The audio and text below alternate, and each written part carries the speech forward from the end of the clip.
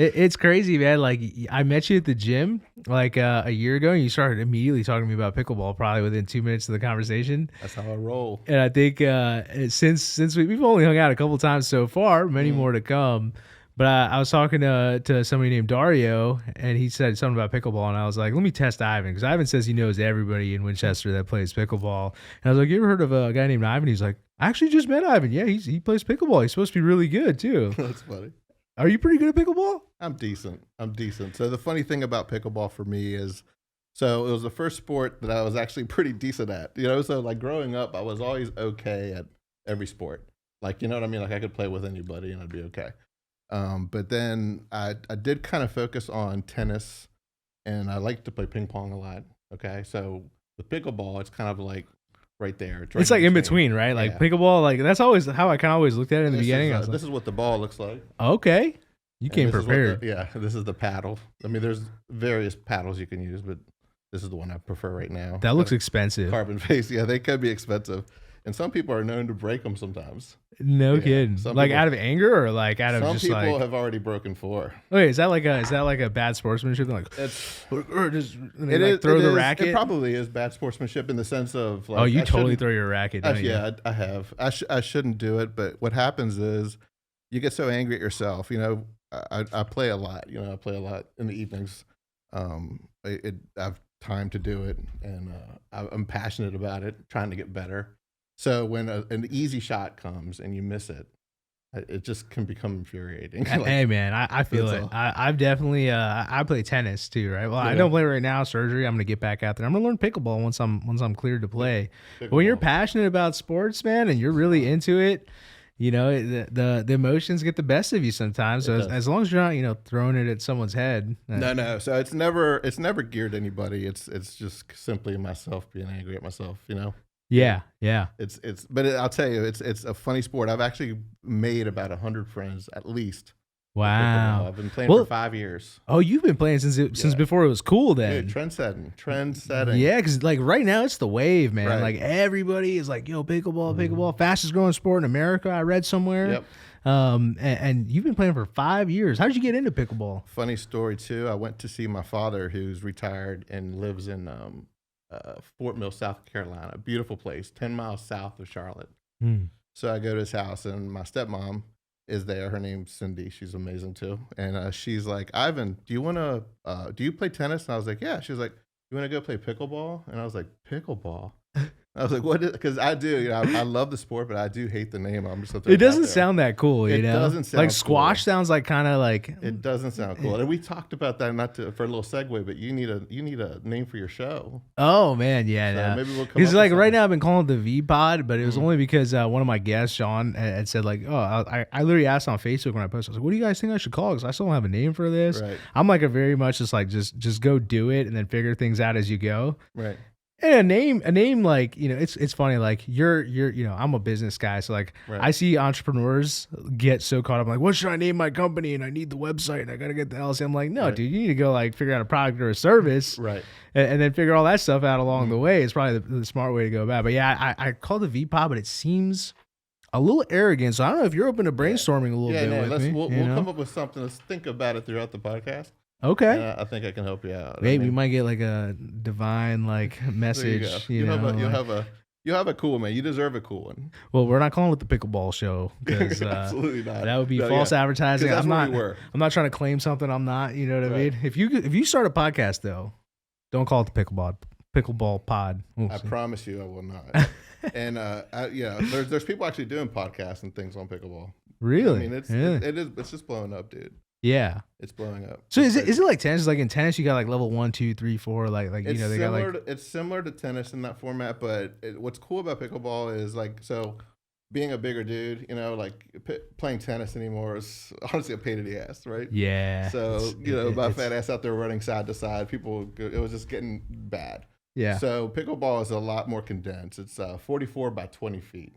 44 by 20. And I see it out on Shenandoah Court. It's like I remember seeing the lines and I was like, What is this? The first time. When you say Shenandoah courts, are you talking about the new 6 courts or the OG courts? Well, I haven't been up there in like a year, but okay, I imagine the one by like that gaming building that they got up there. Oh yeah, those are brand new. So okay, those just came up a couple of months ago, and man, it's been fun. Wait, because there was like 8 courts for like tennis, and then a couple of them were there, so they added more courts. Yeah, so they had 4 of the last courts near the pond were dedicated for pickleball. So after playing with my stepmom in Fort Mill, and getting over the terrible name of it, I did realize that because of my tennis background, my pickleball background, you have to, one of the things that are important in pickleball is to have fast hands. Right. And what fast hands means, so the ball's going to come hard at you from pretty close. Yeah. So it's just, I have a good reaction time to like stop that. So at the higher level, that's kind of important. When you first start playing, it's not that big of a deal. Got it. So anyway, so people like you that play tennis, you'll come out there and you'll be above average the first day you play. Oh, okay. But then you'll climb and you'll get addicted, man. It's so fun, bro. Man, I'm excited. I love tennis. I love tennis because like I'm a bigger dude. I can definitely move pretty fast, but like stamina's always been kind of like a stick, one of my things. But I like the hand-eye coordination that's required, and it's very much like a mental game against your opponent, right? Yeah, like you're reading what they're doing. Exactly. It's like chess on the court. It's like chess on the court. And I'm not really good at chess. I'm terrible. I'm terrible. Some of my friends are very good at chess, and it's frustrating. And the easy way to defend them is just imagine when the ball's coming at you, the place you would least expect it to go, and that's exactly where it's going to go. Yeah, they hit it so well. It's so accurate. For sure. Yeah, I've never been a chess guy. Like I know how to play. I know the rules. I think I just I get bored. Backgammon. Do you like backgammon? No, I've never even learned how to play. I don't even know the rules, honestly. I promise you, as an older man, get backgammon and you'll love it. It's fun. It's so fun. We used to play that in college and bet. No kidding. Yeah, it was fun. We used to play flip cup in college. Yeah, that too. Dude, I was a good boy, man. Unlike you. I'm just kidding. But hey, let's talk about the coffee. That was funny. Okay, yeah. So right before we started, we're drinking coffee at like 7:00, which I feel like an old man because that feels like a wild thing to do at my old age of 32. Right. But I'm cooking up this 8:00 coffee, and you go like, did you know? You hit me with like a freaking Snapple fact. You're like, hey, did you know that the lighter? Hey, you don't sound like this, but like you're like, yeah, I like your impersonation of me. I'm trying to think of what I am. You're Colombian, so you got all pumped up. It's like, oh, you're drinking Colombian coffee. You're like, yeah. Then you realize it's actually Italian dark roast. Yeah, I can see how disappointed you are. I was like, oh man, like I feel like Anyway, so you go, a lot of people don't know this, but the lighter roasts actually have more caffeine in them. Right. And as much coffee as I've drank, and I got to fact check you on that because I'm not sure I fully believe it yet. But apparently it has more caffeine. Yeah, the lighter roasts have more caffeine and they taste better, man. That dark roast, you got me drinking some John Wayne shit here, man. Like it's dark. I put like half a cup of cream in there, and it's still dark. And where's the camera so I can show? It's mud water. It's a little muddy. Funny story about you. I'm gonna get some people in your house right now. Dude's refrigerator has like 2 things in it because you're on a diet. You're on a diet right now, and you can't you don't want to succumb to your well, it happens to all of us. Yeah, at least all of us that are overweight. Dude, I mean, I'll be honest. Like, if you came in here 7 days ago, because I started this new routine 6 days ago, it was packed. No, it would have still been empty because I was eating out every day. I'd walk downstairs and I go to 2 places on the walk. I live on the walking mall, right? So I'm either going to Benny's or I'm going to Gringo Gordo's, and my fridge would be empty. Dude, you and I both have to take care of each other. Just think of the name of that place, Gringo Gordo's. Man, it's a bad idea for us 2 to be going to Gringo Gordo's. I know. You know what? It's funny though is they do bake their empanadas there. They do. They bake. They got a co-packer. They ship it in. It's frozen, but it's good. They got a good recipe. But it's funny though. It's like they look at me, especially after I get like a fresh fade. And, I go to my barber and I look really like Hispanic after I get a fresh fade and everything. Right. So I'll walk in there a few times. There's somebody different. They start talking to me in Spanish. They just assume that I speak Spanish. Right. And then you hear my voice. It's like, oh, he's actually a gringo. Yeah, he's definitely Gordo. I get that too. It sucks. Man, I'll tell you, you don't speak Spanish? I speak Spanish, but you know how when you hear someone that's like Latino and they speak English, and right away when they start speaking, you can tell that they're not. Bro. Yeah. Okay. Yeah, that's me in India, right? It's like I go to India and because I have like a very American accent. Mm-hmm. I'm like, dude, I should just not say anything because they're gonna try to price gouge me as soon as they realize. Dude, my mom, when we were younger, we'd go to Colombia. My mom would be like, "Don't speak," and we'd be like, "Why?" And she'd be like, because we don't want these people to know that you're gringos and they're going to charge us twice as much. Yeah, dude, literally, that was my experience. Right? I go to India when I'm 15, and like, I was like a badass little kid. So I was trying to buy cigarettes. So I sneak off from my parents, and I get in line at this little cigarette store on the street. Right. And the guy in front of me gets like a pack of Marlboros. The guy's like 220 rupees. I get up there and I say "ek packet," which is like one packet of Marlboros. I say 3 words in Hindi, dog. 3 words. He's like, gringo. And he smiles and he goes 550, and I'm like, what? You're like, you just charge him 220, and then he just like he smiles even harder, and he's like, okay, he gives you like that thing. But yeah, they'll get you, bro. They'll get you in those places. They really will. Hey, finishing the coffee story. So what was funny about it too? Well, number one, dude, like I said, it is so dark and strong, like in the sense of like the flavor. Yeah. But, no, I'll be up all night. I mean, I won't be up all night though, since there's no caffeine in this. I'm just kidding. Double down, dude. I gotta double down. Now I know why I was doubling down. Yeah. Hey, so this funny. I went to Colombia with my mom and my kids this past summer. Went to Cartagena. Beautiful freaking place in Colombia, right? Beautiful.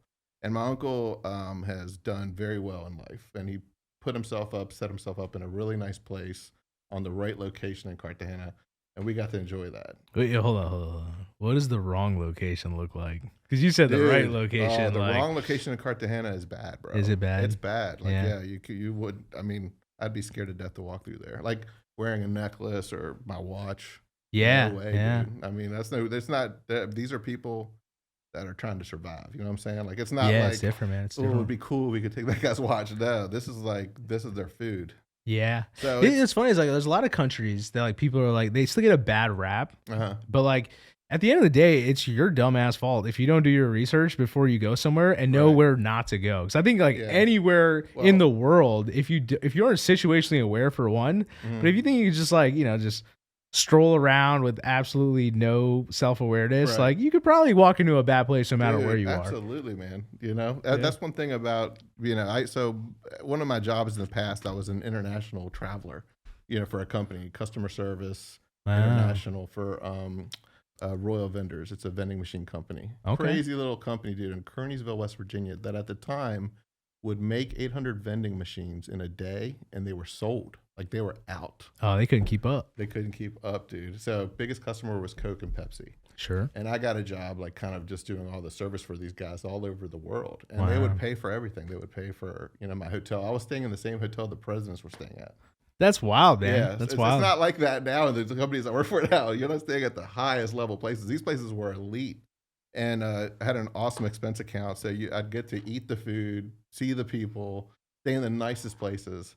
And it was just awesome, man. It was a really fun experience. Yeah. So the good people who may be watching this, like, oh, what does Ivan do? I don't know if you like, tell them exactly what you do, but you're what kind of work do you do? Yeah. So right now, I currently am working for a company that does. Okay. So like sales, though, right? Yeah. Sales. Yeah. Okay. Yeah. We're I think that's why we get along so well. Right. I like met you in the gym, and like I'm like pretty outgoing sometimes, not all the time in the gym.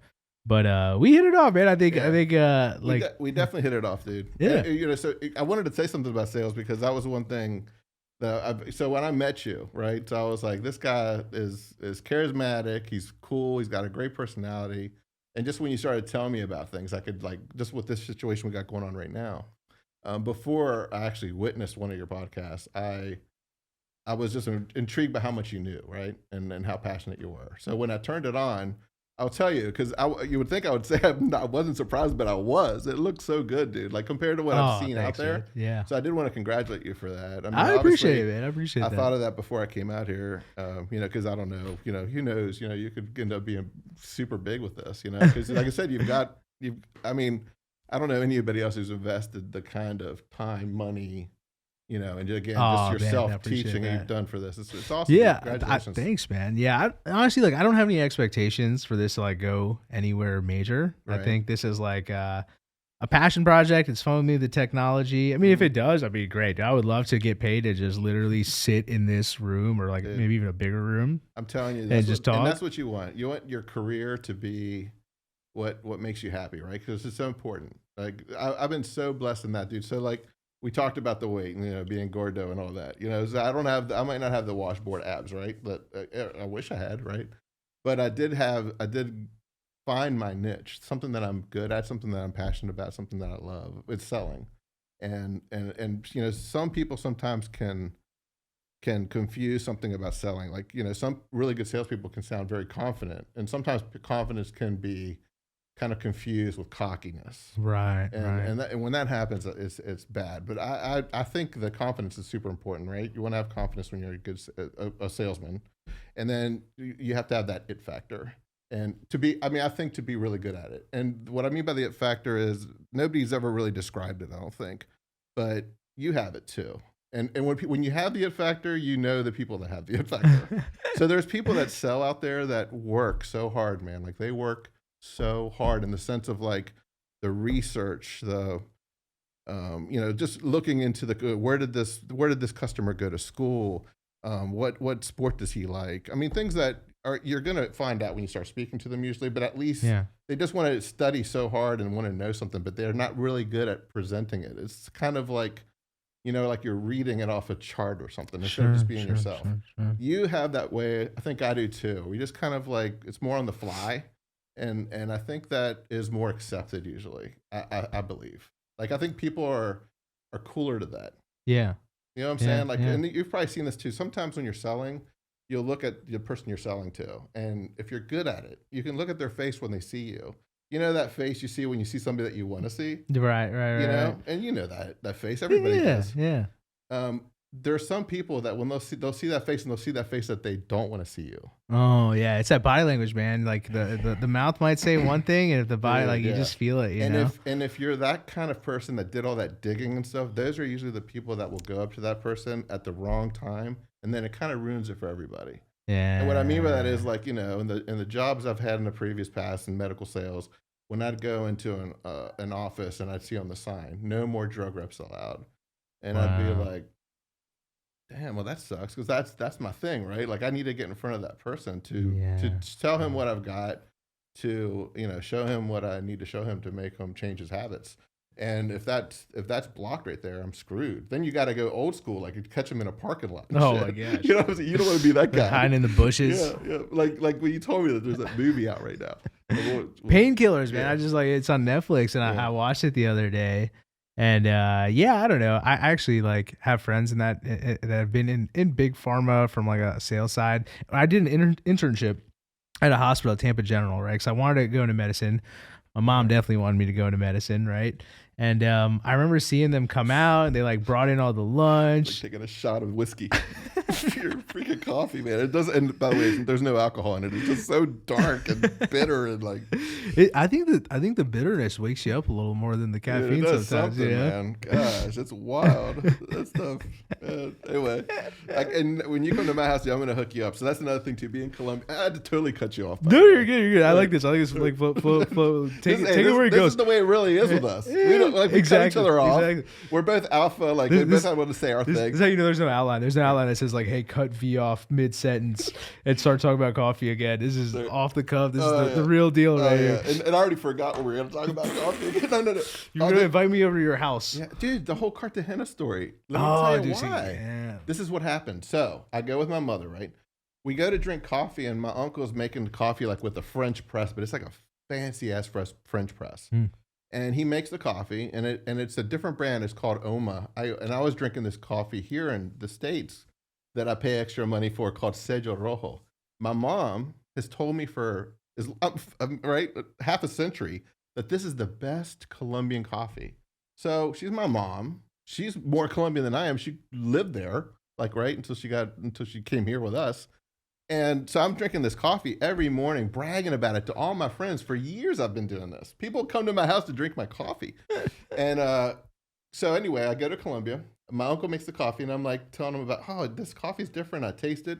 Dude, it's like Dom Perignon champagne. It's the best coffee I've ever had. Wow. And I'm like, damn, this tastes so much better than mom's. But mom says this is the best. And my uncle says, what is it? And I'm like, Sello Rojo. My uncle's like, dude, that's like fucking Maxwell House in Colombia. That's the worst fucking coffee. So my mom had me drinking the coffee that I thought was the best. And it's been the worst. Mom, you fucked up. So I've been drinking this shit coffee all my life thinking, which shows why, if you're told something, you believe that shit, right? Yeah. I'm thinking this is the best coffee in the world. and it's the fucking shittiest coffee. Oh my god. So dude, like my coffee life right now is fucked. It's completely fucked right now because I went from drinking coffee and I used to drink it in this like metal container, and I don't even know the name of it. I think it's like an Italian way. I'll give you a picture so you can put. I know you do all that fancy stuff on your podcast, but it's a cool way to drink it.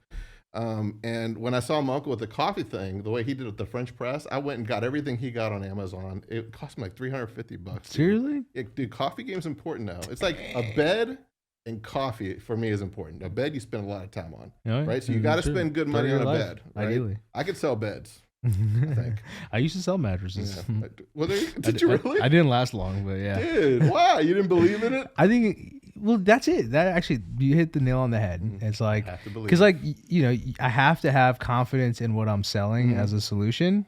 And I think just the lineup of their mattresses just didn't make sense. Like, it just didn't make sense. The advertising was misaligned. Like, the sales process was all jacked up. That sucks. And now, if you give me like a quality product and a quality process, like I love it. I'm in a great place. I'm telling you right now, if I were a manager, I'd hire you. I already know. I wouldn't have to interview you.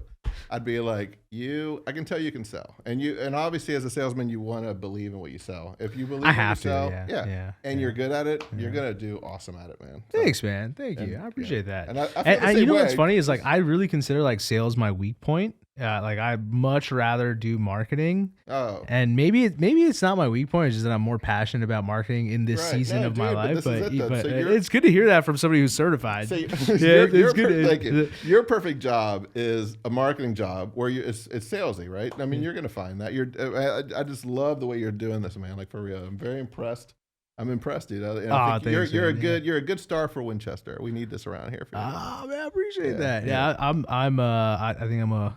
Okay, so this is how you know I'm not. Is it called Winchestertonian? Like, what's the term for something from Winchester? I feel like in the 8-ish years I've lived here, I've never heard anyone actually like tell me like, what do you call someone? Who, if anybody's listening, you know the answer to this. Right. Let us know. Take some calls. Why don't you listen? Oh, yeah, I know. You don't do that. No, we don't. We totally could do that though. Oh my god. No. Let me write that down. I gotta give you like. I was kind of but then it'd have to be real live. And remember, we got to like do some editing. Yeah, we got to do some fills very bad. Like, right. Got to make sure all these angles look okay. I got to trust this guy, dude. The camera puts 10 pounds on you. So ladies, 10 pounds happening. I'm 10 pounds thinner normally. Oh my gosh. Anyway, we were talking about dieting too, dude. Dieting sucks, right? Yeah. Dieting sucks. I think that was the first conversation we had when I met you. Well, we're in the gym trying to do what we were trying to do. Yeah. For me, I kind of realized like I'm so like, oh, I know. Like I can count calories. I know how to like read nutrition labels. Like I know about all the different kinds of diets and this and that. And I know a good bit like just from reading and learning and listening to podcasts and all that. And what I realized like I'm not applying it. So like the action is missing. And I was like, okay, what's missing?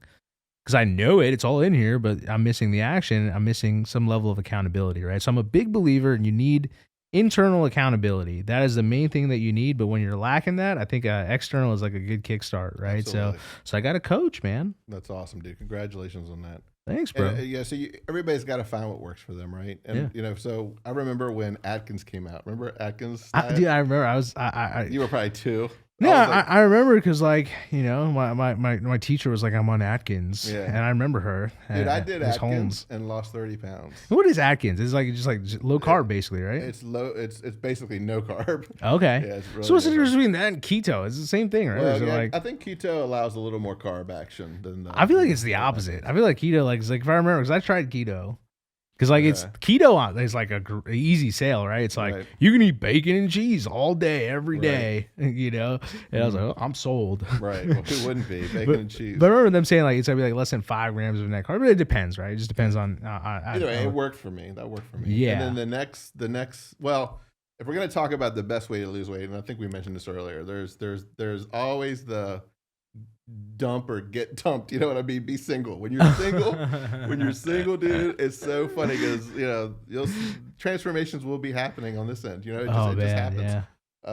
Because you kind of gotta get back at it, like at least hardcore. Yeah, dude, like a little heartbreak, a little breakup action. You're just like, all right, that's like, gym. Yeah. That definitely happens.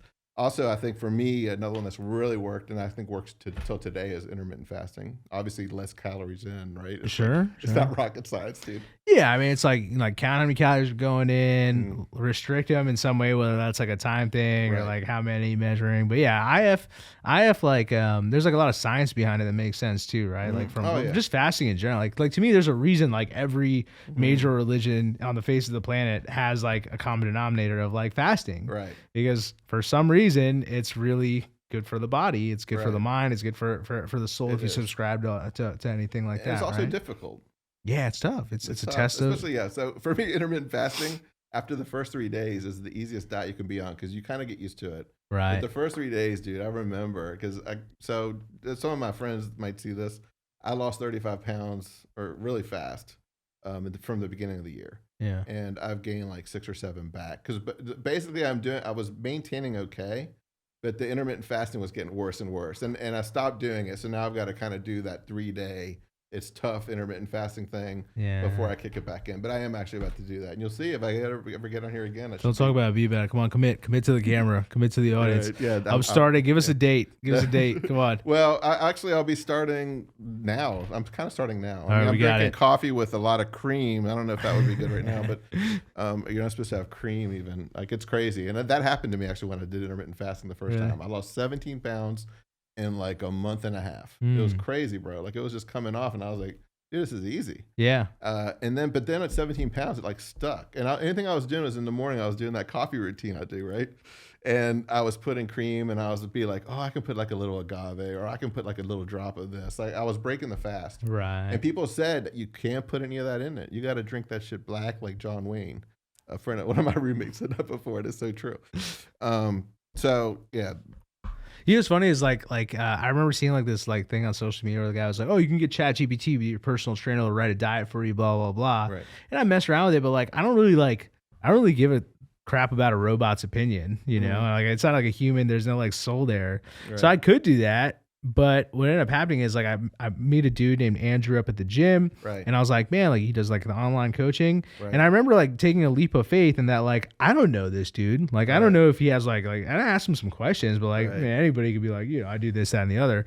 But in my head, I was like, yo, like I got to be coachable. Right. Like I got to just be able to like take directions sometimes and just like kind of just turn over like what I think I should be doing. Cause like I know is like the worst two words in my vocabulary. I know. Like, you know, can't graft a new idea on a closed mind. Right.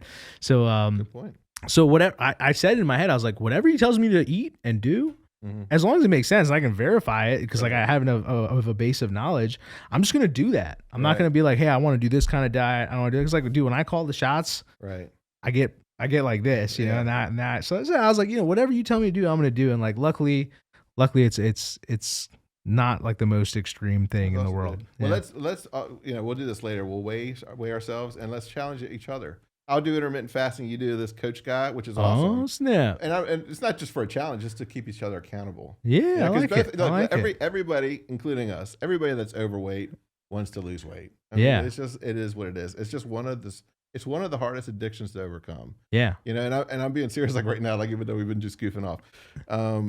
I wish I wasn't, you know what I mean? It wasn't a struggle, but it is, dude. Like it's hard to freaking keep that in check. And it gets worse as you get older. Yeah. It gets worse. Yeah. So, you know, let's keep each other accountable so that we can. Man, I was going to make a really funny joke, but then you went like all serious. I was like, oh man, I can't make the joke, dude. I was like, I'm good with 2 accountability partners. It's not dangerous like 2 condoms, you know? Like I'll take an extra accountability partner, but 2 condoms, don't wear 2. Okay, anyway, sorry. I got you. Sorry. You were trying to have a moment there and I had to let that joke out. It was like, dude, this is what we do. And my timing was just horrible now. This is what we do. We just cut each other off and we're okay with that. It's okay. No, I think like for me, man, I started getting in a really good shape finally. Well, that's a lie. That's a damn lie. Like I started putting on a lot of muscle. Doesn't mean I was in good shape, because you can put on a lot of muscle and still like weight, like, you know, I just came around like I was composed all wrong, you know. But in my head, I was like, man, every time I try to do a cut and lose weight, I just kind of fall off because like it's hard to like, you know, energy, blah blah, all the excuses. Yeah. So I was like, I'm just gonna like put on a ton of muscle and then I'm gonna lose weight because then I'll be in the habit of going to the gym. You know, that's how my brain works. And it was working, man. Like 6 months consistent. I was feeling good. I'm feeling great, as it usually goes, right? You know, like when you're on it, you're like, man, this is awesome. Like I love it. The compliments feed me, dude. The compliments feed you. Yeah. Like that's normal. Yeah. So that's good. And I personally have to get back there. I know you want to, so we'll keep each other accountable. I'm game, man. But you know what else it is like, when you're a good looking dude like us, like you can rock like some extra pounds, and you're still like Poppy, you know what I mean? Down and brown, down and brown, bro, down and brown. It's hard, man. It's hard. It is hard. No, but the struggle is real. We'll keep doing it. It's all we can do, bro. I'm with it. And then once I get to play some pickleball, you know. Yeah. Dude, so this is some bad news, and my pickleball friends are gonna hate this.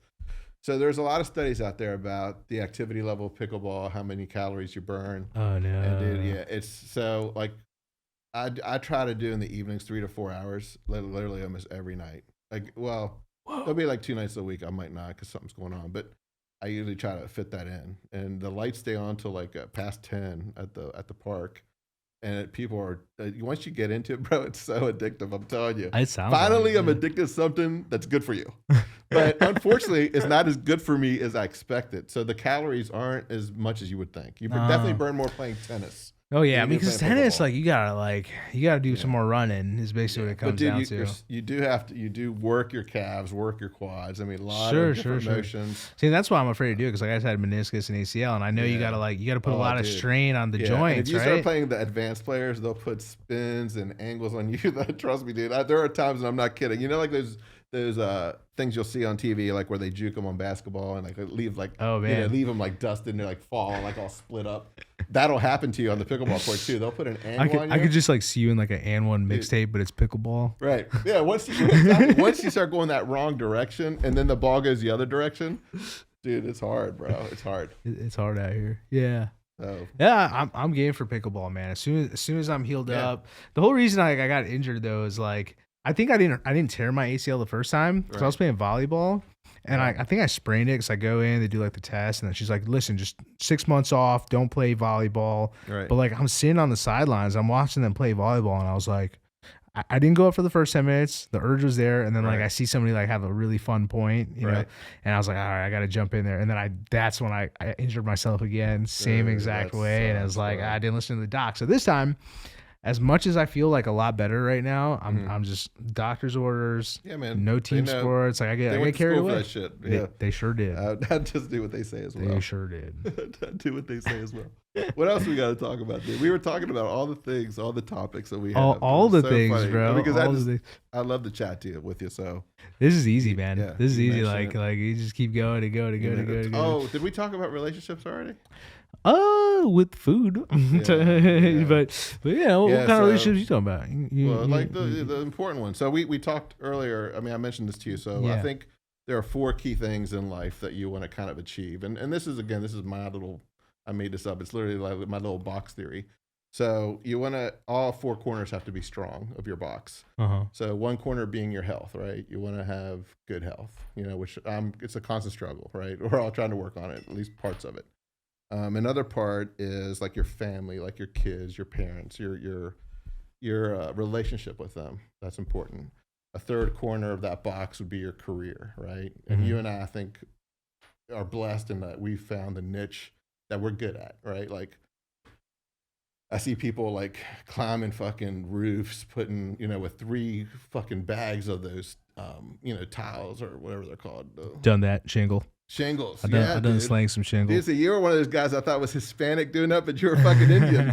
I'm probably the only Indian dude that's ever put shingle on a roof in Virginia. They're all Latino brothers doing it, it seems. And one Indian apparently. But they walk up those ladders with 3 fucking, those things weigh like 70 pounds. Gnarly. If you get on a roof with like a really steep pitch, like I'm not going to lie, I was like, that was the only time I really put my foot down on that job. I was like, dude, I'll be honest, like not doing this. I don't care. You offered to tie me off, and I was like, nope, I'm not. I don't care if I'm strapped to this roof. This is just, it's terrifying, you know. Because we're up there, right? But I interrupted you. You said there's three corners, right? Yeah. So my God. Recap. 1, 2, 3 is so one was health, right? Health. You need your health. That's important. Absolutely. 2 was family, like with your kids, your parents. You want to have that good bond. That part of your family, and then you have 3 would be your career, and 4 would be a relationship relationship with like your partner, like with your intimate, like a romantic kind of. Yeah, romantic. You're like sidekick, the one you hope to depend on. Oh. So currently, like in my life, I would say one of those is kind of crushed up right now, right? So, but the other three are strong. So you got to always try to focus and work on that. Yeah. That one pillar or that one side of that box. Sure. That one corner. Sure. But we're all trying to achieve that. So I was down to talk about any of those. And I think relationship was the last one we didn't talk about. Yeah. What was funny is like, in relationships, I'm pretty private overall. And that's cool, man. Yeah. Like I was probably the worst person in relationships because it was either like, I didn't know that I was in relationships for the wrong reasons, right? Right. And what ended up happening was like I was seeking validation. I was seeking like validate. I just wanted somebody to like. I'd say I wanted love. I wanted, and these are all like basic human needs, right? But like what I really wanted was like validation, right? And I didn't want like an actual relationship. Okay. I wanted like the hot girlfriend. I wanted someone that like thought I was cool, that said I look good, you're smart, all that stuff. And that's not it, man. That's not it. Like that's a selfish thing, right? It's like if you just want validation and you want status and you want to feel like you belong, and it comes across, it doesn't feel that way when you're in it. And it's like, oh no, I actually have feelings for this person. I'm attracted to this person. Right. But I think I learned the hard way. Like I was using someone and I didn't know I was using them. So I just didn't know. Nobody taught me this, Yeah. Well, I think there's this thing in relationships that at least that I've learned, so again, I'm in the half century mark, right? So I've been around, I've done things. I've made huge mistakes in relationships. I've made selfish choices in relationships. But I'll tell you, there's something that happens, and this could go viral because karma's a bitch, right? So karma gets you.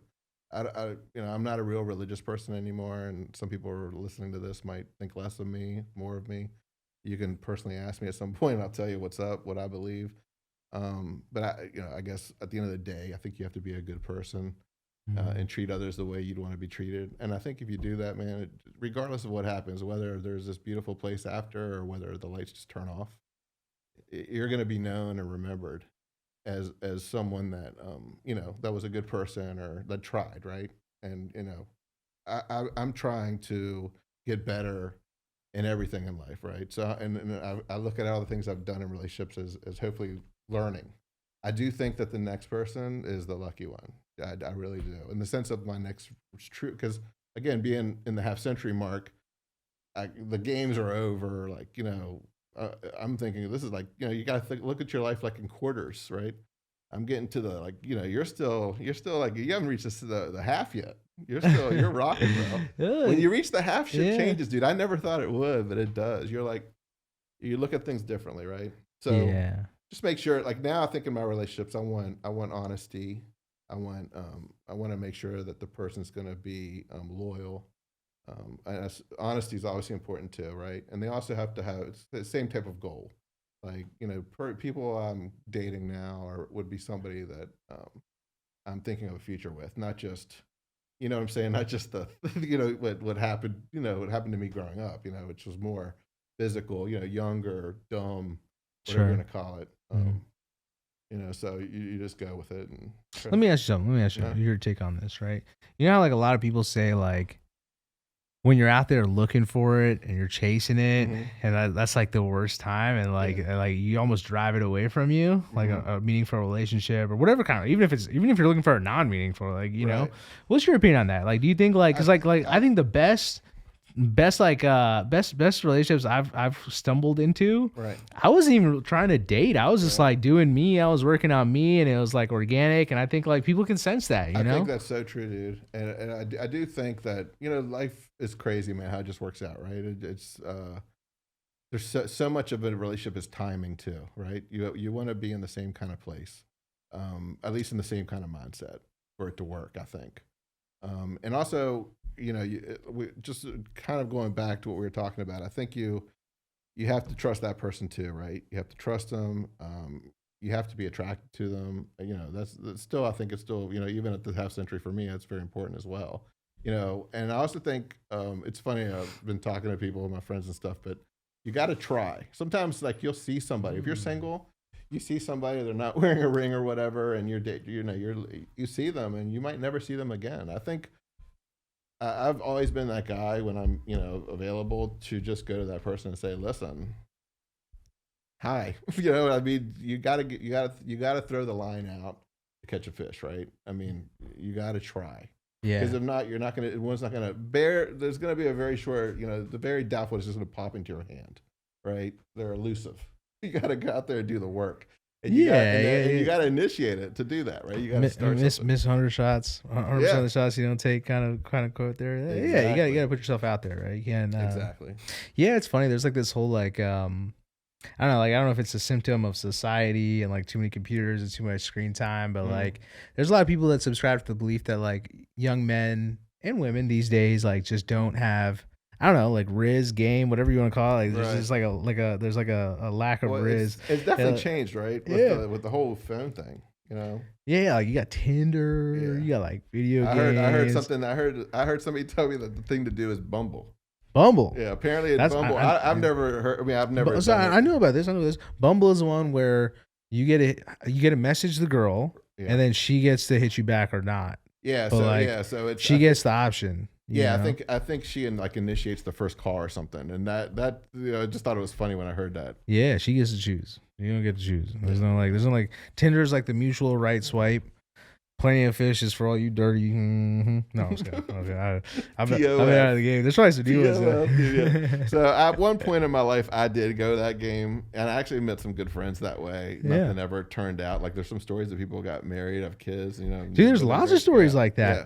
Because I got a friend, I won't say his name, but he lives nearby, and he's like, man, I got married off Tinder Premium. I'm not gonna lie, like he paid to play, bro. Sometimes you gotta pay to play. You got that extra traffic, that extra visibility. I didn't know there was such a thing, bro. Yeah, he was slaying, man. I mean, like slaying, like as far as like. So wait, you just like swipe left, swipe right? Well, if you pay Tinder money, right, they'll like give you more hit, like they'll boost your profile, and like you're in front of more people. Okay. So he was on there like trying to think what you got, like I mean. Because before it was as easy as left and right, which man, you think about how shallow that is.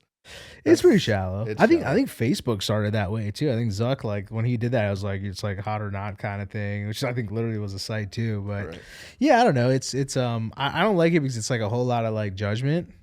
And I think another thing that I learned in relationships and this and the other, and in life in general, is like the more you judge, like the more you open yourself up to like if you're constantly judging someone, right, you're really judging other people. You're really judging yourself too, right? So then like when you fall short or you feel like you're not good enough or you're not good looking enough, right, and that all is a byproduct of you putting judgment on other people. So like when you get out of your judgment, I should say right? Like when I tried very intentionally to get out of my judgment, right, and I found that I'm less critical of myself and I'm less critical of other people. Right. Yeah. That's true.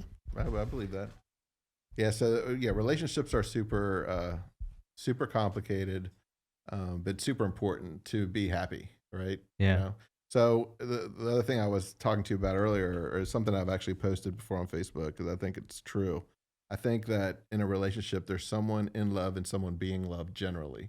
So this doesn't apply for everybody, but I've been on both sides of that spectrum. So obviously the in love's kind of like the initiator, the one trying to always be with the other person, trying to kind of putting more efforts in, okay? Yeah. And then there's this person being loved who's just kind of sitting back and kind of dictating how everything goes, and they're getting what they want. So they're, now I think that in relationships that work, that has to be very mutual. I think the efforts and the mindset has to be the same, right? Because if it starts going one way or the other, somebody's going to start worrying. There's going to be question marks. It's going to start causing friction, and something this brings me to a point my father told me, who, he's the Colombian drug cartel lord. He's such a cool dude, man. My dad's cool. He's 82, right? Older guy now. And anyway, he said this to me a long time ago, and I do think it's partially true. Relationships are like a flower, and you have to water them every day.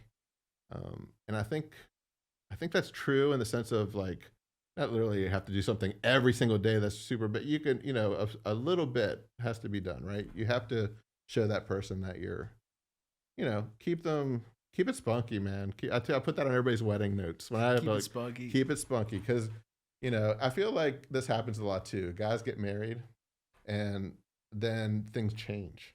Like, think about this. Think about other people that you know that have gotten married in the last, in your life. And a lot of times, like the woman will go that you see them in 2 months, and the lady's got her hair all cut off. Like she completely changed her hairstyle. The guy's been dating this girl for 20 years or whatever before they got married, and she had this hairstyle that he liked, right? And then all of a sudden they get married, and now she's got this new hairstyle that she wanted to do, but she's doing it while she's married to the guy that It's like he bought the car that has the automatic windows. She got off the lot, and the windows are now crank old school. You know what I mean? Like I just think it's kind of funny. But. Yeah, I mean, what do you think it is? Do you think like I don't know, like so keep it spunky is what I'm saying. Keep it spunky. Keep it the way. I mean, guys want it to be the way it is at the beginning, and I've heard people say that that's impossible, but it's not. Yeah, you can do it. You just have to have a partner that's cool with it, and you got to communicate. Communication is humongous. What do you look for in a partner? Like are you talking about the shallow part? I'm trying to be hitched right now. I'm trying to I'm putting some feelers out for you through this podcast. No. Yeah. So Anyway, Ivan's rich. He's handsome. He's tall. I'm certainly not rich. He's a pickleball legend, ladies. Yeah. Well, there you go. All of the above. No. So So there's a shallow part, and there's the I think the part that I'm learning now. The shallow part is, and this is a true story, man. You're gonna my close friends know this. I have a particular look that you have to have as a girl to kind of be someone I would. Oh, you got a profile. I have a profile, and this is a kind of it's embarrassing, but it's not. I mean, the reason I say it's not. Hey, you like what you like. Half a century. You can look at all of them, and they all look the same in the sense they have small feet. Their big toes, small feet. Define small. Like size 6, 6.5. Oh, you got a size, bro. Like I like that. Do you ever I like that. But if it's more than that, I'm okay. But I do think it's important that the big toe is the biggest, and the small toe is the smallest. And dude, it's important to me. I don't like that middle toe, like coming out like 3 inches out of the sock. This almost like implies a foot fetish. You know that? Yeah. And I don't have a foot fetish. You don't. No, I swear I don't. It's just the look. It's weird. And it's funny because I know, dude, I look in the mirror, right? And I'm like, who gives me the fucking right to be like, you got to do this and you got to do that? Dude, I don't know who does. It's the way it works. I'm so good. Have you ever talked to a therapist about this? Like, oh, dude, did you have like an experience of like so wait, hold on. Repeat it. I have talked to therapists. The big toe has to be longer than. Yeah. So like a foot, you'd want it to kind of be like a slope, like the big toe being the biggest, and the pinky toe. So it's got to go it's got like a bar graph. Yeah. But we're like. Yeah, I know. It's weird, and I'm sorry, ladies. And I listen. I mean, I guess it might be like an OCD or like a. I don't know what it is. It's funny though. Maybe you can find this clip. There's a show back when you were like probably 3 years old called Boomerang with Eddie Murphy. And there was a point where he wanted the feet to look a certain way too. And I remember a scene where he pulls he's with this girl that he totally likes. It's going great. And he pulls the covers back and the feet are like just right. So it not only did it work in the sense of they had that connection personally, but his physical weirdness, Shallow Hal thing. Shallow Hal thing. That's such a good movie. Yeah, so it's very similar. Like that fat guy, such a good movie. He wants a certain thing, right? And that's such a good movie.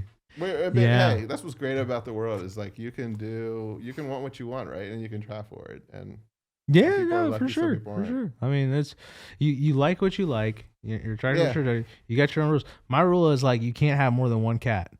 Can't have more than one cat. If you got more than one cat, and that's not because I don't like cats. Right. It's because I've had bad experiences with one too many women that had more than one cat. And it's usually if you got more than one cat, you probably got 7 cats. You know what I'm saying? And it's I just don't know. If I'm with you, all of a sudden I go wake up 2 years later and now we got 15 cats. Right. And it adds up, bro. Yeah. Cat food is not cheap. No, dude, nothing for the animals is cheap anymore like that. Yeah. For me, just to go back on a more serious note, for me, what I believe, and it's all subject to change, right? It's all subject to change. This is what I believe right now, and I'm an open-minded person, not too open-minded. Don't try to. I think you're open-minded. What's up? Don't try to bring weird stuff into bed with me. But I'm actually the same way. I'm not freaky. Anyway, I'm trying to be serious. Come on, man. Let me be serious. Sorry, go ahead, sir. This is totally my fault. You did not. So we change the lighting. No, for me, it's I've been in a relationship where too much of the Venn diagram across. And what I mean Venn diagram is like if you draw a circle, Okay. and this is my life, Right. and this is my significant other's life. Okay. If too much of that like life, Right. the two lives are like crossing, Okay. I think like you get like crowded. You feel crowded. Like Dude, you that's feel cool. overwhelmed. Like I need my space to pursue my friendships. I need my space to Right. pursue my hobbies. I need my space to just like decompress and like live my own life, Right. and not like have the Venn diagram cross too much. Right. And then on the same side, kind of to what you were speaking about, I don't know, it was 10 minutes ago, 15 minutes ago, is like 6 hours ago. yeah, I know, right? It feels I don't even like time is like doesn't exist right now. I'm having such a good combo, but if both sides have to want the same thing, right? Right. Like you have Absolutely. to like The goal- as the soon goals as have like to- as soon as that falls off, it's like you both have to want to get through like the conflict, the weird parts, and both have to make intentions, and and that's it. And like at a certain point, I don't know if it's like there's always someone that's being loved or unloved. Like I have to think more on that. Yeah, we'll keep but I talking think about I that, think there's a 'cause certain point where like and I've seen this just like this is the thing about relationships. It's so much easier for you to see what's going on from the outside, absolutely. but when you're in it, Oh, like yeah. oh my gosh. Yeah. But for me, it's like when there's like the unrequited love side, Mhm. I'm like, dude, like just let I'm gone. I'm gone. Like, cause I've been that guy from like Right. 6th grade. I remember like I was so sappy, like made like a mixtape, Oh, and like wow. she like I was overseas in India, and then like I'm like all into her, and I'm making her all this stuff, and like she's like hey, I'm breaking up with you, and like Right. heartbreak, first heartbreak, just gone, Right. and then like I kept trying to make it work, and like I'm playing all these scenarios in my head, and it was dead, bro. Right. But was it dead? Because like if I had just like pulled out, like Right. I'm good, not like on a macho man thing. I don't think Mhm. you have to like I'm not like into the whole masculinity word is so loaded nowadays, right? Right. Like, but there's this concept of scarcity, which we kind of talked about a little bit before we started recording. I want to jump back into it because I really believe that like it's not about manipulating for your own gain. Right. It's about understanding, right? And I really think we're biological creatures, whatever that means, right? And I think you have to, once you understand that, right? You understand the psychology, you understand like there's a nature that you just can't undo, right? Zebra can't change its, tiger can't change its stripes, whatever it is, right? Once you understand that, you realize like there is a chemistry between two human beings, especially on the romantic side, where if you are too giving, what you've done is you've said like, there's nothing here. Like you can just have this, whatever. Like this is all yours. There's nothing to chase, right? Right. And a lot of romance and like how we evolved is like there is the chase, right? Right. And a lot of people love the chase part because you get like a certain victory in the chase itself. Like it's like hunting, right? Like you're hunting like in the jungle, and there's that's embedded in your body, and then there's the actual enjoyment of getting there, right? And what ends up happening is people like to be chased. They do. But if they feel like it's too easy, it's gone, right? Like it's just like so the unrequited love side is like if you're just like too, then people describe this as clingy and needy and all this different stuff, but that's really what I think it is. It's like it's very biological in that like there's no scarcity, meaning like there's no like hey, like this might be gone, like I know I can get this, I know it's there, and you're in sales, right? So like you get it, right? So totally maybe not in that line of sales exactly, but it to me it's the same concept. Now what I don't agree with is kind of like this whole red pill philosophy, and again, loaded kind of term now. It used to be just like a fun thing out of the Matrix, but there's like online communities where it gets really, and I'll use the word there because it's like flat out toxic, where like they're talking about like, oh, play hot and cold, play mind games, treat women like terribly. And like I grew up in a house where my mom and my dad taught me to be a gentleman, but I don't think it's mutually exclusive, right? I think you can be a gentleman, but also understand that you have to accept that we are biological creatures, and you have to play to that. And not that it's a game. I hate playing stupid games, especially in romances. Right. And you'll believe that even more as you get older, right? Because then timeline's important. So, but I mean, that was kind of my rant. Yeah, that was good. Yeah, and I think a lot of that's super true. Yeah. I mean, that's definitely something like, personally, I like to spend a lot of time with the person, my significant other, right? But I do think that could probably be overwhelming for some. Like they might think that's too much. But again, comes back to communication, dude. Just like, hey, let's talk about it and it'll work. If you don't talk about it and let those things kind of build up, then you get that resentment, and it gets to the point where it gets to be too much to turn back from. Ooh, yeah. That resentment's a big word, man. Yeah. That's a big one. So. And that's where I think like having good friends that you're like intimate with, not on like a romantic, like this is intimacy, right? Like we're being honest about our stuff, our experiences. Right. It helps you when in those situations to like have somebody like, yo, like bro, like you gotta stop cuffing, dog. You gotta ease up a little bit, bro. You gotta ease up a little bit. And it's hard when you're in it because like your blinders go up. Because like you could be like you're I don't even know because I've never like shadowed you at work, but like I know you're great at sales, right? Right. And one part of that it factor you referred to, I think, is reading nonverbal communication. Yeah. Oh, dude. Because they say like 80% is nonverbal, but when you're emotionally in it and there's like resentment and there's history and there's like all these feelings, bro. And in my case, like kids intertwined. Oh man, that's tough too. Because then you're like, it's that a I whole can't different imagine. level. Right. So it's deep, man. Like here's what it comes down to is I think as you get older, I mean, the people that are younger listening to this, if they are, you'll start to learn that some of that shallow stuff that we were kidding about probably isn't as important as finding someone that's like on the same page, that's honest, that isn't, that if you ask them a direct question and they'll give you a true answer. And if you nail it, like maybe you can tell them, this is what's wrong. I can sense it. And if they say, no, that's not what it is, but you're like, everything in your body's telling you it is. Right. So I guess trust your intuition. Like if you have that feeling that something's wrong, something's fucking wrong, bro. It is.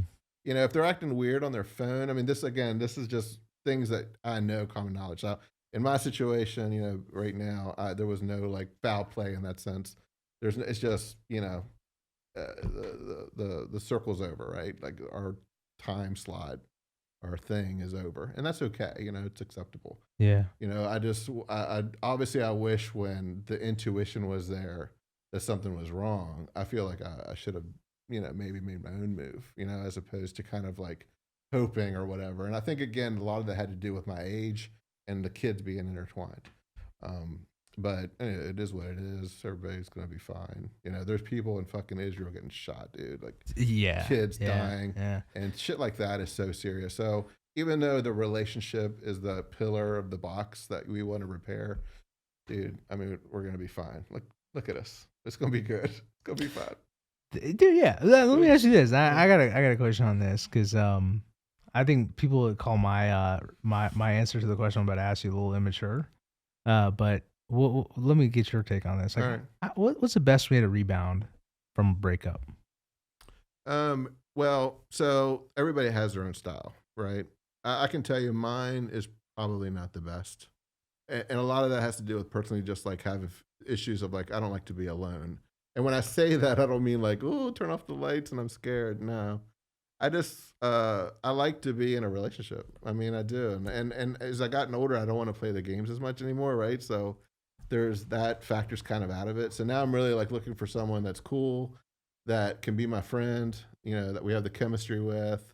And, I think that's what you go with, man. And also you got to make sure that you can trust them. Like you want somebody, again, I mean, I'm 52 years old, right? So I want somebody that is on the same page and in it to win it kind of thing, I think if someone asks you something, you got to consider that other person. Like, let's say if I were in a relationship and you said, Ivan, tomorrow let's do this. And I want to do it, right? I love hanging with you. It's fucking fun. I would want to ask my significant other, just, hey, V said we're going to kick it. Is it cool? Because maybe she's got some like thing planned or wanted to do something and she hadn't communicated that with me because she was working or whatever. So, I think it's respectful to always just kind of like keep the other one in the loop. You know what I'm saying? But then obviously you need your space, you need your friends, you need your own friends. And these again are things that I've learned now through time, because before I think I would have felt like my friends could be her, her friends or, vice versa. Like in other words, that's your friend. Why can't I be his friend too? Yeah. And that's not good. I know that now. But I always wanted to do that because I guess here's why. As a salesperson and as a person who thinks I can make everybody like me. Like I tell everybody that I meet, I'm like, my name's Ivan. I'm like, it's like the plant ivy. Like you plant a little bit of it And you might initially not think it's that good looking or like it, and it starts fucking crawling all around you, and then all of a sudden you're like, that sounds so creepy, bro. no, but not in a creepy way. It's all around you in the sense of like now you're thinking of that person when they're not around. I want to hang out with Ivan because it's like that Ivy approach. Yeah, you took it to a creepy level, dude. I just like I watch too many like horror movies. I think okay, that's probably what it is. I'm like I got like a visual in my head of like some kind of like radioactive like poison ivy, like just like see, you put the poison in there. Man. You love that negativity. Dude. Whoa, negativity sells. You said it's true. It's true. Like we got like this YouTube channel, right? And before we even started the YouTube channel, I was like, he's like, well, I don't want to make that video, and I was like, well, it's gonna get way more clicks. He's like, why? And I was like, because, dude, when people drive down the highway and they start rubbernecking, it's because they can't help it. Like like their brain is just like, what happened? Right. What happened? And whenever I heard that somewhere, like when I learned it, I was like, now I intentionally will not look as like a test of my character. It's like a test of my character. I'm like, am I a negative? Really? Am I a negative like looky loo? Like, no, I'm not. I don't need to look. Like somebody's having a bad day. I don't need to slow down and look over there. I got shit to do. Like, you know, so it's almost like a test of like my, yeah. So what else, man? Anything else happening? Dude, what's going on in Winchester, bro? Like, what's going on? I'll tell you what's going on in Winchester. It's growing too fucking fast. Bro, you sound like those Facebook people, man. You in those Facebook groups in Winchester? I'm not in the Facebook groups of Winchester. Oh, dude, you talking about negativity. Pickleball groups. That's probably, I don't know if that gets negative, like, but bro, I don't even know why I'm in these Winchester groups. I own it. Like I don't say I own it. Like another agent and I started it in Loudoun County. So like what's happening in Loudoun County, that's cool. And we moderate the heck out of it. There's like all these filters. There's like 7,500 people in that group, and I look at these Winchester. I mean, dude, we don't do anything with it. It's hers. Like I shouldn't even say like I own it. It's like I'm an admin on it. I started it and I dealt with her, but like it's you deal. Basically own it. I could do stuff with it. Let's just say that. And like I feel guilty because I'm like a marketer and I'm a realtor and I'm like a selfish realtor, which is like part of why I do these too, right? Right. But like the Winchester groups, oh my gosh, bro, these people are so negative, dude. Like, weird. It's funny because like I always wonder. I'm like I don't know. I grew up in Tampa, bro. Like I didn't go. Is it negativity or is it drama? I don't know because I'm not on them. I'm just curious. I'm asking. People, I think like they want to feel smart and they like to get a reaction, right? Okay. So like they're like little children. Like it's drama. Yeah, it's like little children. It's like somebody will post something and then like somebody knows they're like, oh, I can offend this person and be like crass and rude, and then like they'll respond, and then they get the response. They're like, haha, I made you. It's so childish, bro. And I don't know, like bro, I don't think people get like, I shouldn't say it like that, but like I don't know, man. Like people did not act like that in Tampa, right? Like in a lot of places I grew up, like one of like Jefferson High School and stuff. I'm like, dude, like if you started to like be a little keyboard warrior, like somebody's gonna pull up on you, like somebody would like you ran the really good risk of that happening. And I'm not saying that like violence should deter people or anything like that. People have free speech, and I wish I didn't have to go through the crap I went through in Tampa and New Orleans and stuff. But it's just so childish. Oh my gosh. It's like people just love to argue, and I'm like, I don't do it. Right. Like you could like, and people try to troll me even when I'd make like posts or like they'll say some stuff, and like I just don't like, I don't take it personally. Yeah. I don't take offense to it, but it's still it also like when I go in those groups and like I compare it to other places, because I'm in like groups in other cities, and I'm like, why is Winchester's group so sassy? Why is it so negative? I don't, like I said, that's something I kind of don't really, I don't really see. But all I know is Winchester's growing. It is growing too fast for its britches. Yeah. And I just say that because I drive through it, right? And it takes. So you say it from like an infrastructure standpoint? Yeah, that, and also like even like in my pickleball community. So we have 11 courts that are public that you can go play on. And there's like 7,000 people that want to play pickleball, so it's just crazy. Well, it hit the cool factor in society in general with pickleball, right? Yes, it did, dude. It's just weird, but I mean, it's frustrating as someone who's been playing. I mean, again, there's people that have been playing a lot longer than I have, but even at the 5 years, I'm like one of the people that have been playing longer in this area. Yeah, because when I used to come and play on the open play times at Jim Barnett at the park, there'd be 8-9 people there. Now there's like 50, easy 50, more than that actually. I'm like, I usually exaggerate and I'm doing the opposite. So anyway, downplaying it. I hear a business opportunity. Anybody want to start like a private pickleball court? Ivan's the guy to talk to. Listen, here's Ivan will run it for you. Everything you just need, It costs so much money to build a facility. What would be great is something that's going on nationally right now is a lot of the malls a lot of those empty spots in the malls, actually, this is a true story, Wow. are actually becoming pickleball courts, and people are generating income because it's the, flat open spot. True. And these things are just true. sitting there, dude. They're just sitting there empty, Yeah. That kind of space is, you just put a net up, some lines, charge What kind of $5. surface do you need for like a pickleball court? Is it the same as Dude, tennis? Because there's a very The best is, and the professionals play on like tennis court surfaces, right? In that 44 by 20 area with a pickleball certified net, system. But a lot of places is kind of like you put your own, you play in a parking lot, you play in a gymnasium or like basketball. Changes the whole game. I personally don't like it as much as playing outdoor.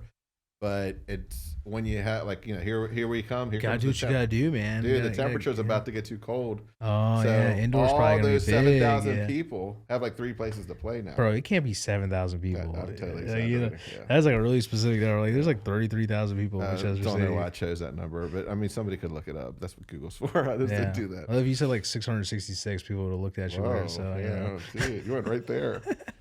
That light's red for a reason. You're trying to turn this into a religious talk. I'm a devout. Exactly. See, nah, dude, I went to Catholic grade school and high school. Oh, me too. No, not really. I thought you said you did. I didn't go to high school. You said high school, grade school, and high school. Yeah. So you went like the full. You did your full 12. You did your time. I went to church a lot. Yeah, Yeah. And it's funny the things that happen, and it was funny. I remember when my youngest brother, my parents were like going to send him to the same private school, Catholic school I went to, and I was like, do not just send him to the public school. It's save that money. I mean, because they think that the education is going to be way better, but in those private schools, they use books that are old. Like they don't want to get new ones because I guess they're paying for it. Mm-hmm. So they're using these books. Like you'll open it up and it's like 5 years old. Where in the public schools, they're getting that new shit. So they were actually getting better things. Like yeah, I mean, I guess it depends on where you are, man. Because like. But here's my take on that. All right. Is like I think a lot of parents send their kids to like a private Catholic. A lot of them are Catholic, right? But private school in general, right? Because it's like a flex, right? It's like wearing like it's like driving the Lex, like oh yeah, my kids go to so and so, and I drop like $25K a semester or whatever it is. It's not so much that like the kids are getting like a safer environment or better education or they'll say it's like it's all about the network. All true things, like if it's true, but I think a lot of like they're not gonna brag about it is like I sent my kid to private school because I'm flexing on the Joneses next door. Right, your kid goes to public. That's funny. I understand. So yeah, it's wild, man. So much to talk about there, dude. So what else is up? I went to Catholic school. Like. What was funny is like my mom like is kind of Hindu, right? So I'd go to like Sunday school. Hindu. Yeah, dude, it's rough. Like when you go to Catholic school and you gotta do like choir, and then like, your mom also sends you like the Hindu Sunday school, or like they're teaching like pre-calculus in like 5th grade, and it's like SAT prep. I was like, jeez, But it was just like, man, all the other kids get to like hang out on Sundays. I got to do like this and this. But yeah, I don't know, like Catholic school and like I'm not very religious. I'm very spiritual. I'll say that. We could definitely define what that means. I think that's it's a word that changed a lot for me, and again can get misconstrued. Right. But I think having that experience young, like just seeing kind of like different people's belief systems and like how they look at it and how they look at the world, it brought me away from like religious dogma. I think like there's a lot of great principles in everything from Christianity to Hinduism, and those are the things that I really like to practice in my life, and be a good person, and I was born with morals and like a moral compass and all those things. I think that's for a reason, and I don't think I need to know exactly why. And I don't need to like understand everything, but I do know that on some level I am driven to follow those things. Now, I never want to like live in fear or make someone else live in fear. So like this whole concept of like, if you don't do exactly this, and this, and then show up and do these exact things, because it just doesn't make sense. It's like, no meat on Fridays for Lent or whatever. Like, so God's going to be like, you ate meat Friday, you had that steak, that steak and cheese, and you're not welcome here now. Yeah. I mean, I doubt he's that fickle if he's there. Yeah. I mean, I don't know. The whole thing's wild. The whole thing's wild, dude. Religion to me is oof. And so many people have died over it, you know? Yeah. I used to have, like, you talked about resentment earlier. I used to have like a lot of resentment towards that when I learned about like the Crusades and I learned about this and that. But I don't know, like I've made peace with it. At the end of the day, the world's like getting a lot better. Still a lot of really terrible things happening, even like right now. And I don't know, dude, if it's getting better. I feel like there's just, and you know, it's just it's that perfect timing of a lot of shit at the same time. I think that's causing this. I mean, there's the whole social media, there's the whole electronic technology, the conversations that like we have all the time face to face are gone. Everything's via text, everything's via phone, everything's even on the video calls. I mean, which are all good, and I understand them in certain aspects, but I sometimes like I wonder, like I can see my kids sometimes avoid conversations. They'll, oh, I'm going to text them.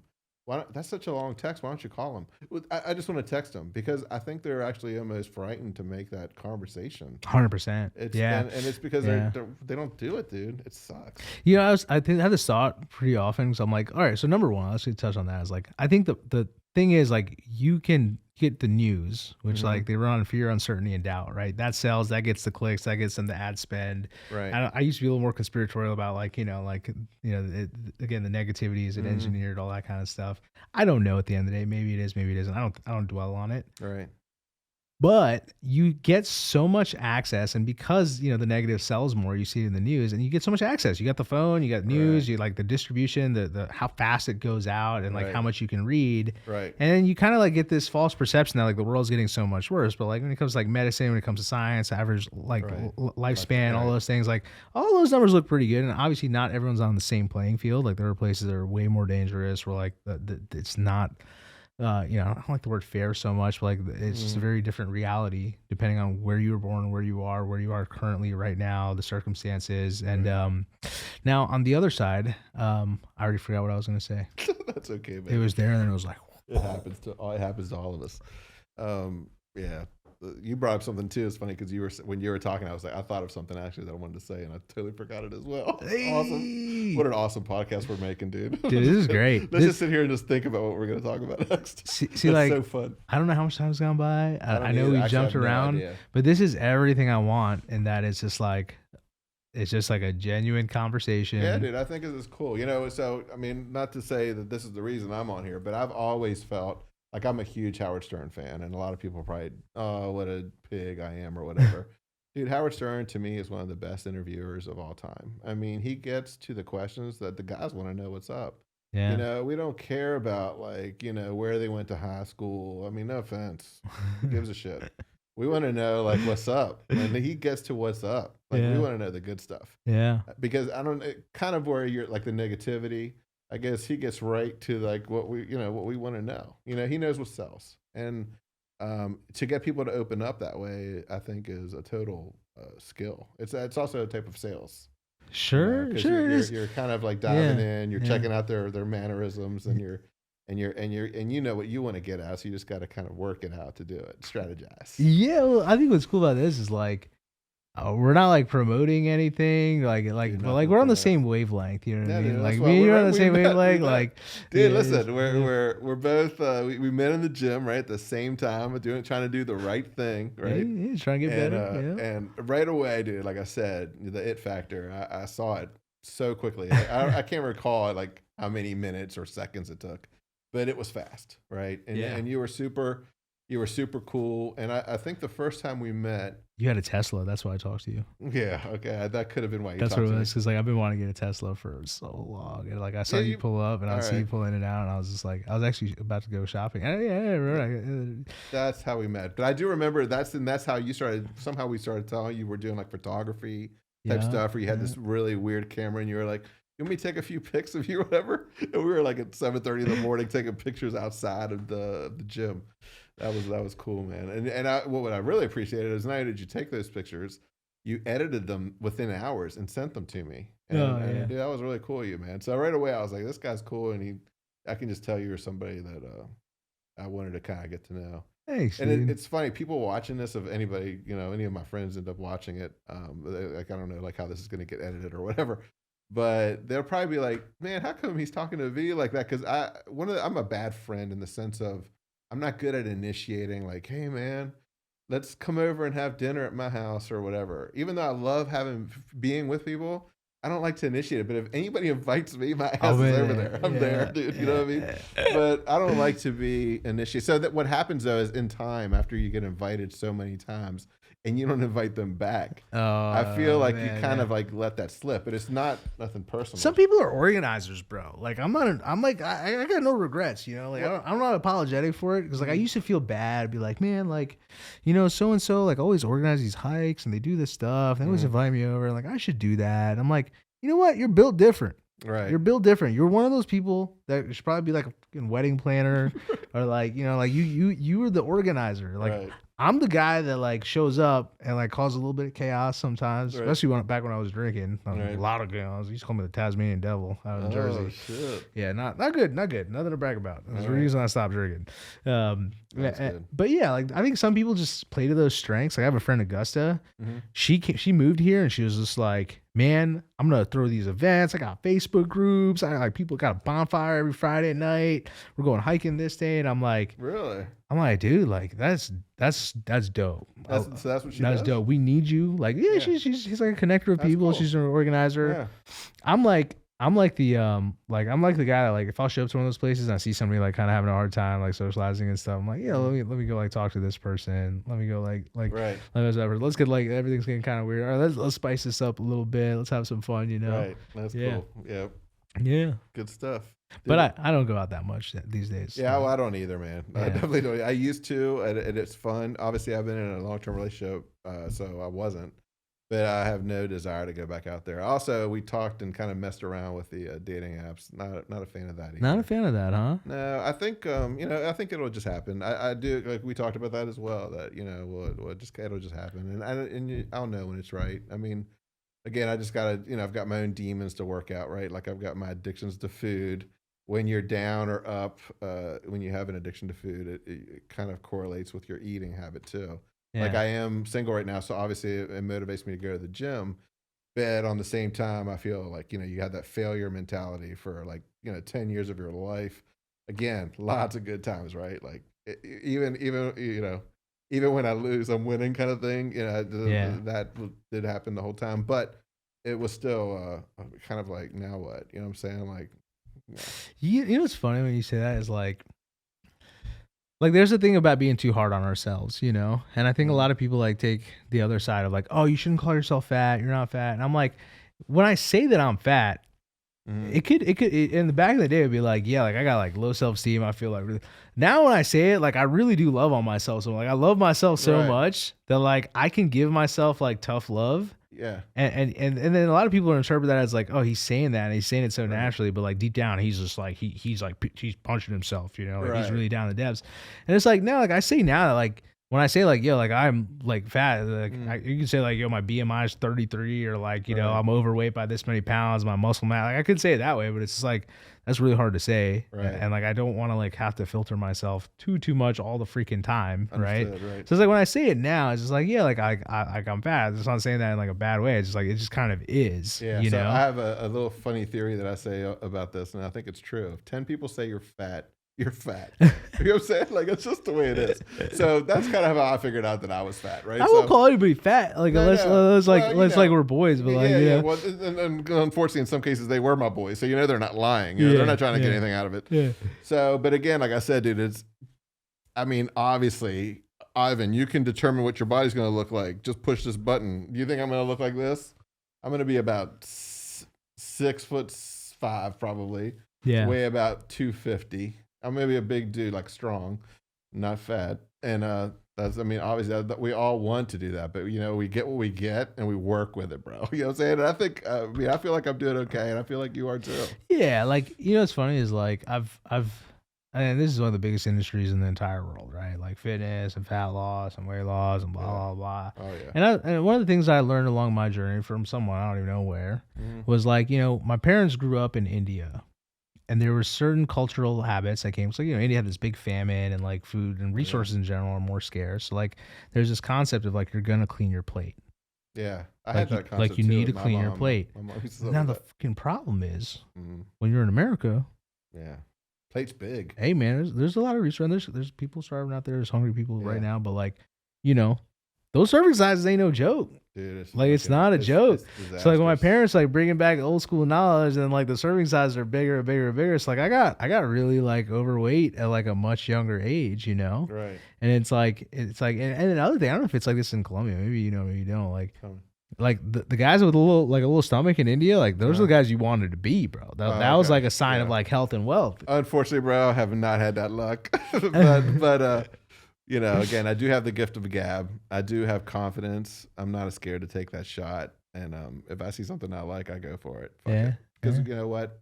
Fuck it. Like at the end, worst case scenario, you fat brown guy get away. Okay. But you know what? Personally, that doesn't hurt my feelings at all, bro. It just means off the list. An X on that person. You know what I mean? Like, so what? There's so many people in the world, dude. And what I've also learned at 52, there is someone for everyone. Sometimes I look at people and I'm like, dude, that dude found somebody. You ever see that show with the jail, like the jail thing, where like people like, I've never actually fully watched it. I watched like little YouTube clips of it. So like, there's like a TV show where like dudes that are like in jail, or like women too, or like whoever's in jail, and then they get like a lover outside of jail. And they're like getting married. Is it like pen pals? They come out like pen pals. Yeah, that is crazy. Somebody for everybody. So there is somebody for everybody, dude. It is weird how that happens, man. But so I think it all ends up being the way it's supposed to happen, man. And again, sometimes even if you're going through hard times like I am right now, I think you just look at the world and you're still fortunate and lucky, dude. You know what I mean? Like there's so many parts of that box that are strong. Like for instance, career, how lucky is it? I'll never forget when I got into pharma sales years back. I was struggling with what to do. I had a biology degree, a chemistry minor, and I did not want to be a teacher.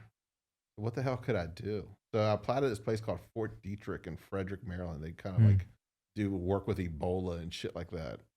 I just figured it was a kind of like a government-y job. It paid well. No fucking luck to get in there. Couldn't get a job. Wow. And then that's when I got that vending machine company, which inspired me to kind of realize that I was okay at sales. And then I was like, well, wait a minute. I love medicine. I love sales. I'm going to try pharmaceutical sales. I told my father and my stepmother that, and they both laughed in my fucking face, dude. Both of them. Dad was like, I'm a doctor. Your beautiful women are pharmaceutical sales. What are you going to do?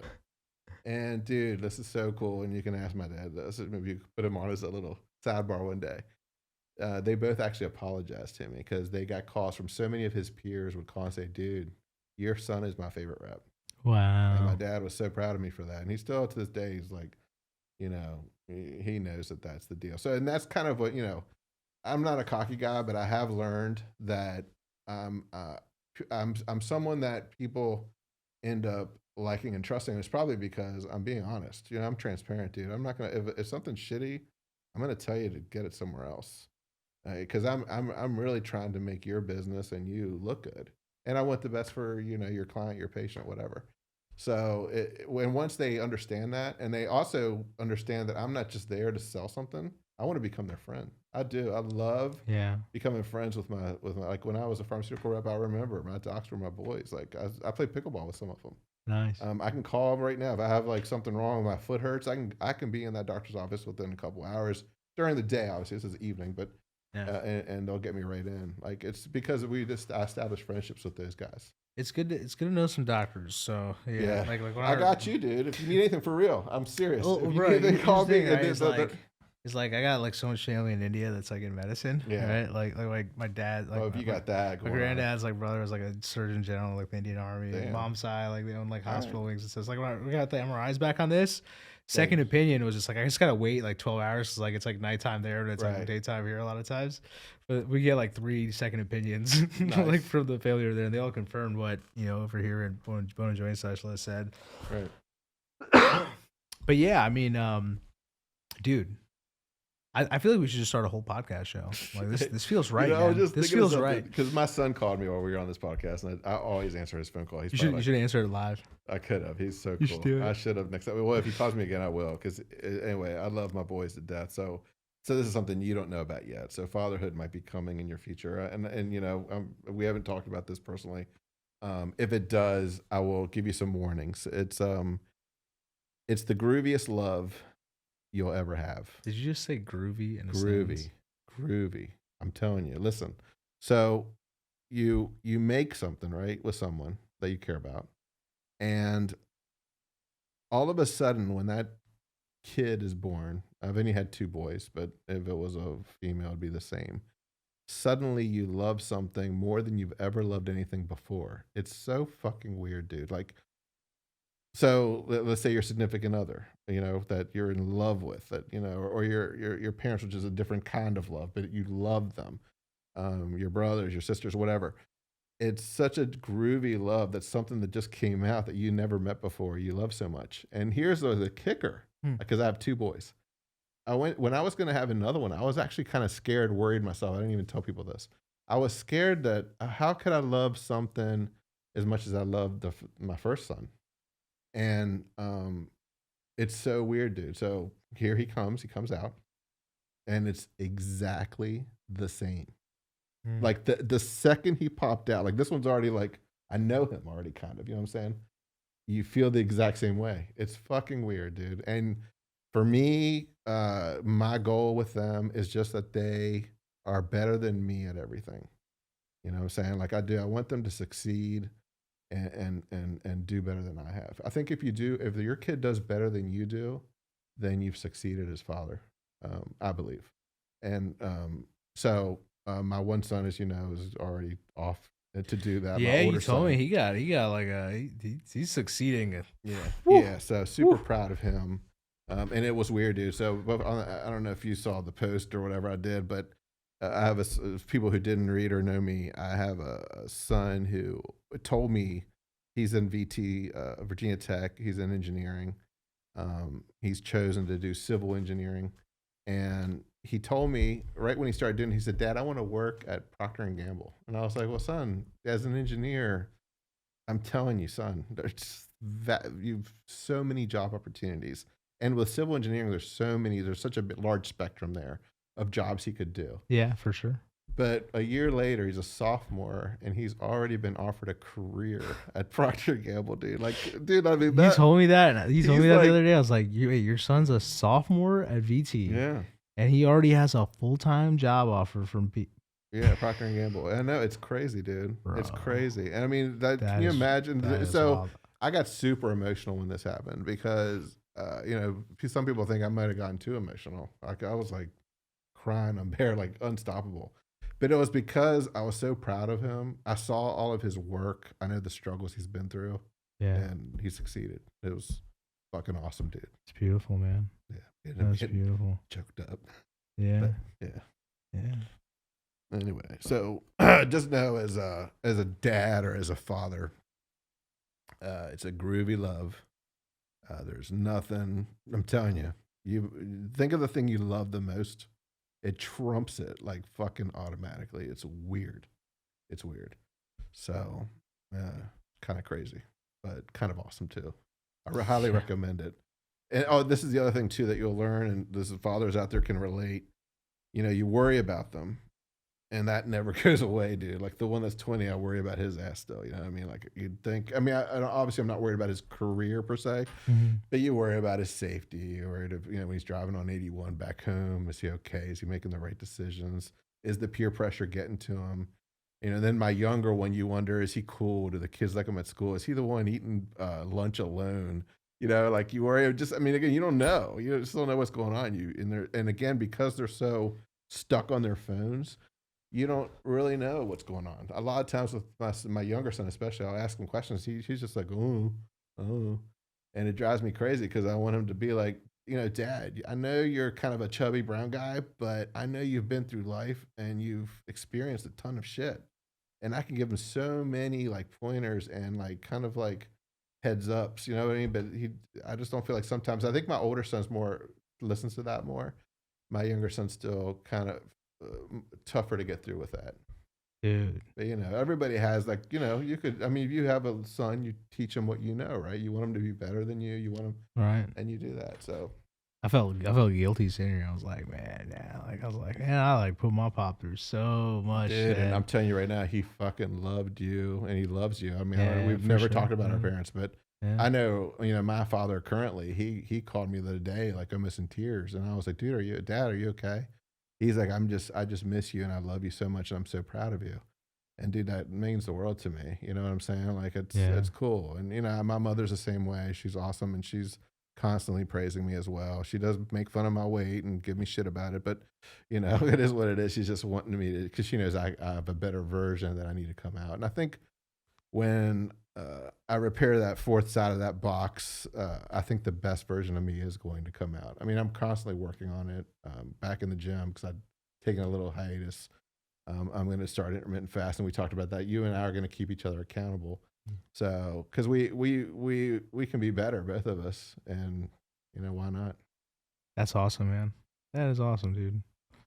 Yeah, I'm terrified of fatherhood. I've been like, yeah, dude, you don't have to be. Yeah, here's the thing, right? It's like, I know I'll figure it out. I know, like, I'll be fine, but that is like such a permanent decision.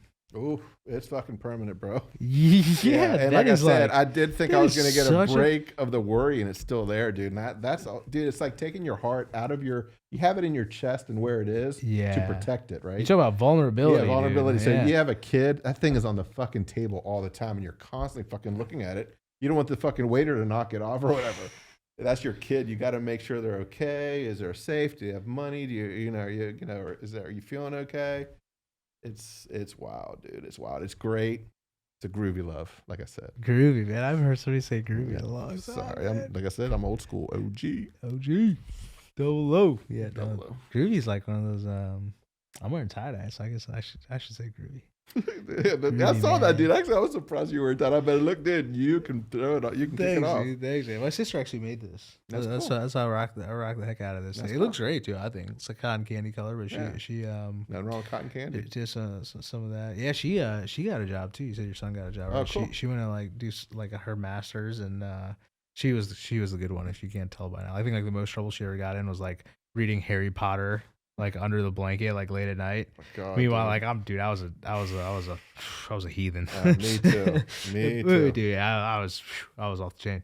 But yeah, she had a lot of trouble getting a job, man. And like she felt horrible because like she did her bachelor, she got a job at Visa, she's making good money, you know, like entry level job.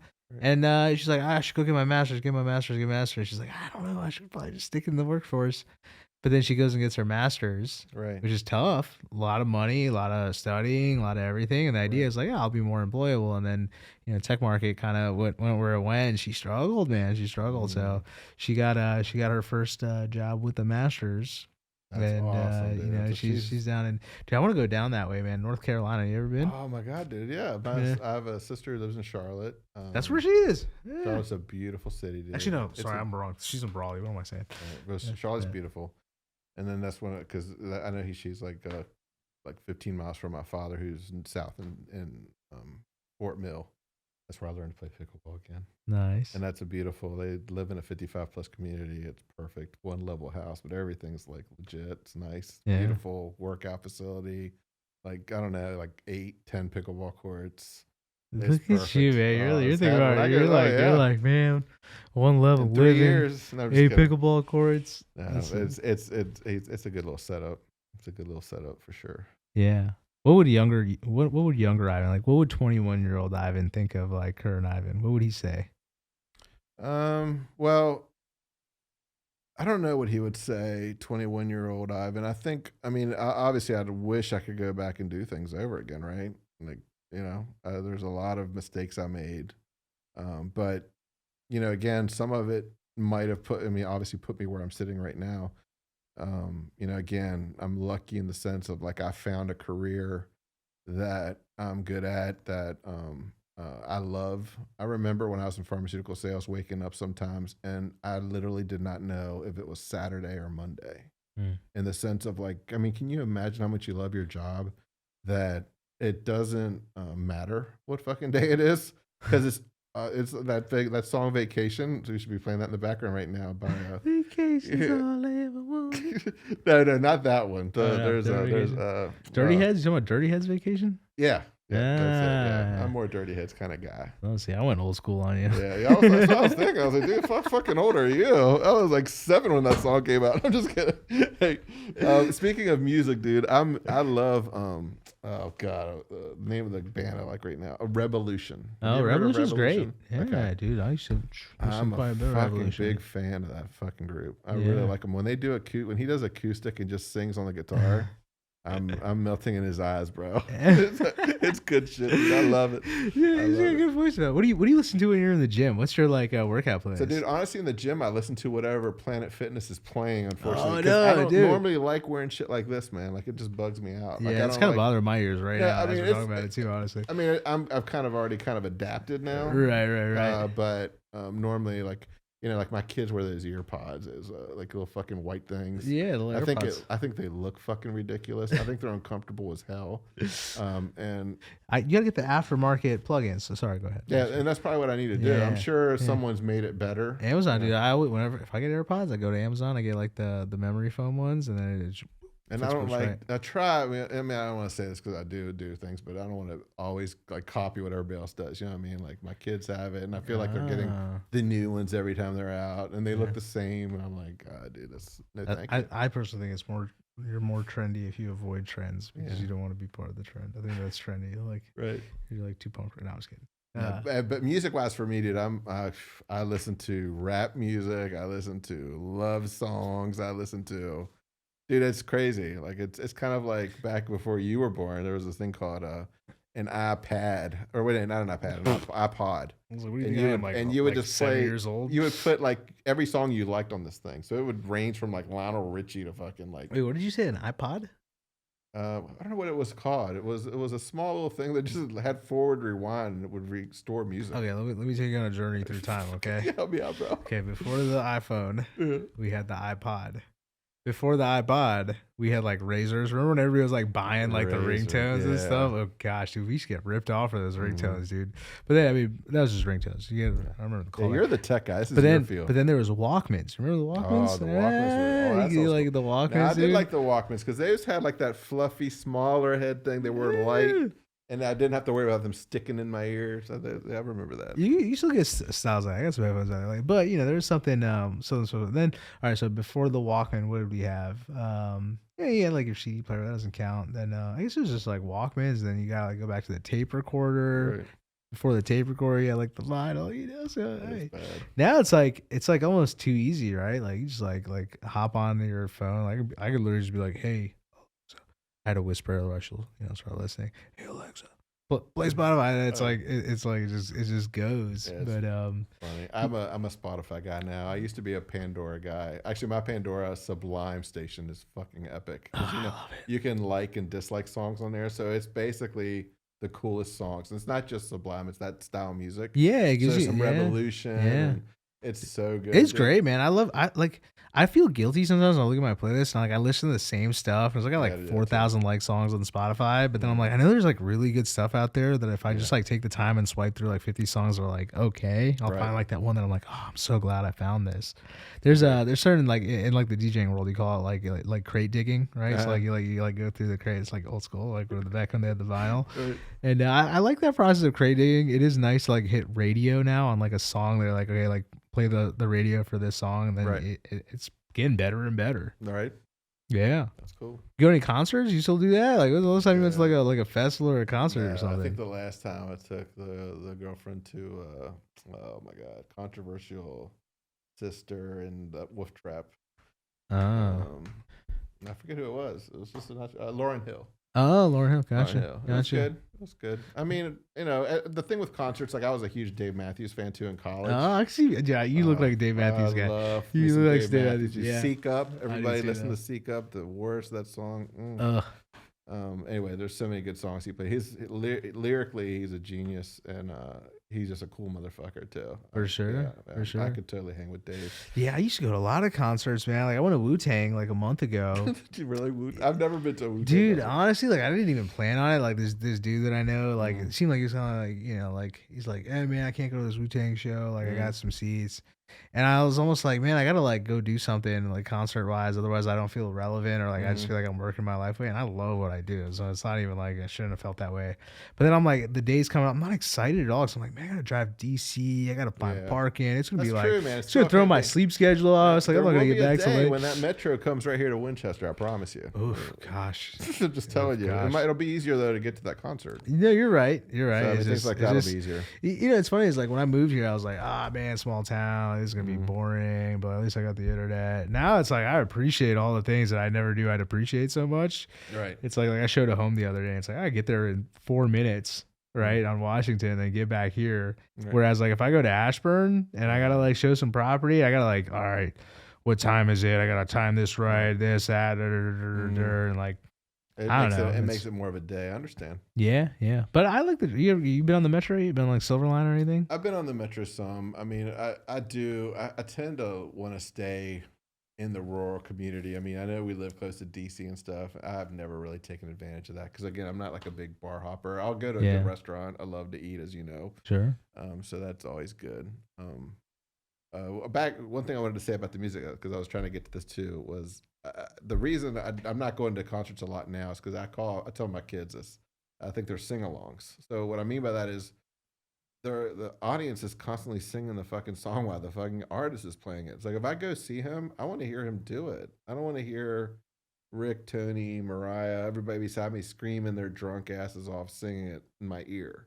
Yeah. You know what I'm saying? Like, so I call it a sing along. Like for me, and this is again maybe because I'm 52. I do understand. Like there's like I go to my son's Virginia Tech games, and when the fucking when they come out, the fucking Inner Sandman, that's fucking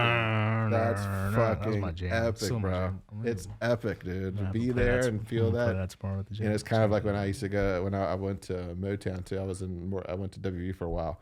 And you would get the back and forth, let's go Mountaineers. I mean, the feeling of that is like so awesome. It just pumps you up so much. Sure, man. It's that magic, man. There's something magical about being in a crowd.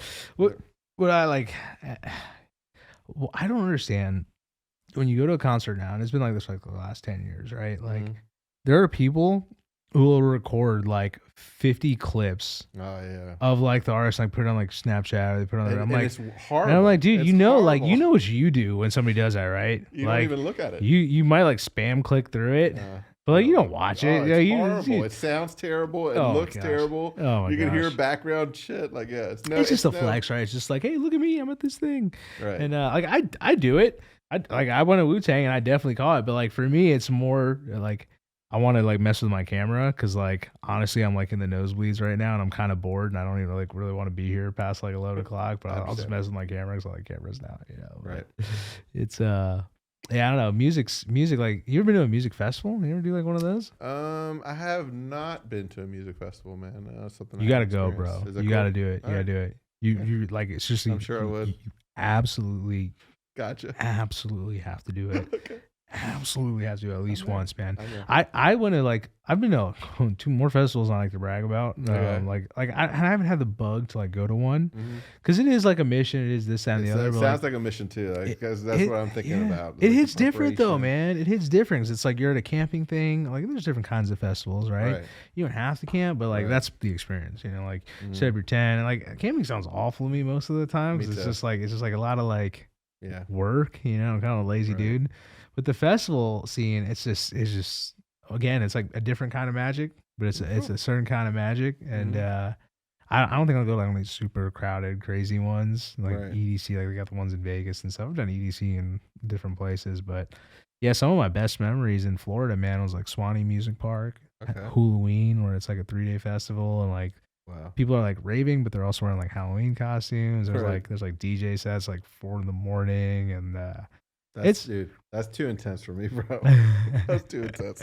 Maybe my kids will be into that stuff. I mean, I think I'm more of a kind of chill guy. I mean, I definitely want to be at the beach. I love beaches. I love going to like coasts, you know, like Mexico or Cartagena or Even Outer Banks. I love Outer Banks because growing up, I swear. Dude, we went to Corolla. I mean, my buddy Peyton, man. That was the first time, man. I went like 2-3 years ago now almost. Okay.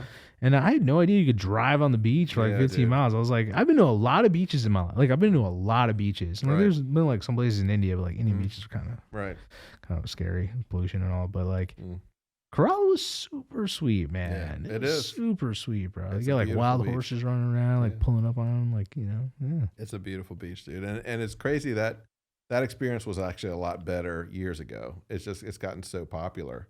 Yeah. When I used to go, I mean, you could literally drive down the beach the whole way, like through places that you can't anymore. Now it's very specific. Yeah.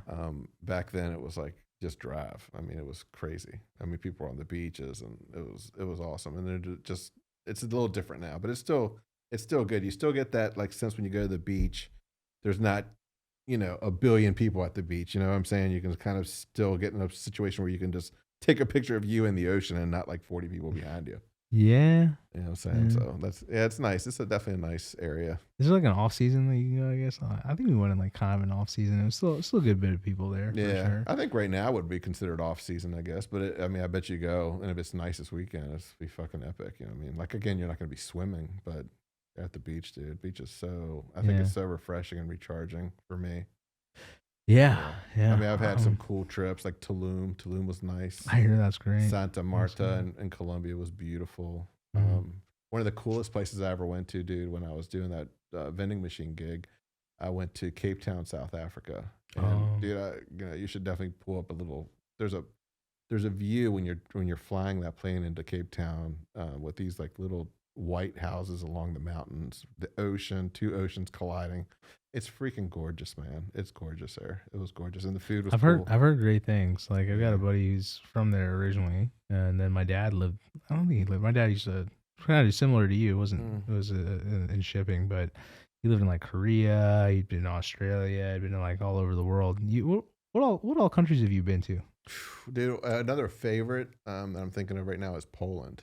Poland. Yeah, you would have. See, that is not one a lot of people say. It's listen, like, hey. When I went to Poland, I fell in love 2,000 times.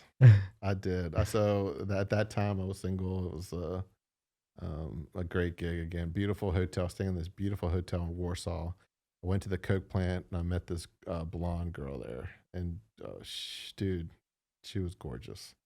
And it was funny. I remember now, I bought this really nice flower arrangement at this like 5-star hotel I was staying at when I went to see her. Because actually we talked and asked her, hey, you want to go to dinner? And she's like, yeah, I know this Brazilian place in Poland.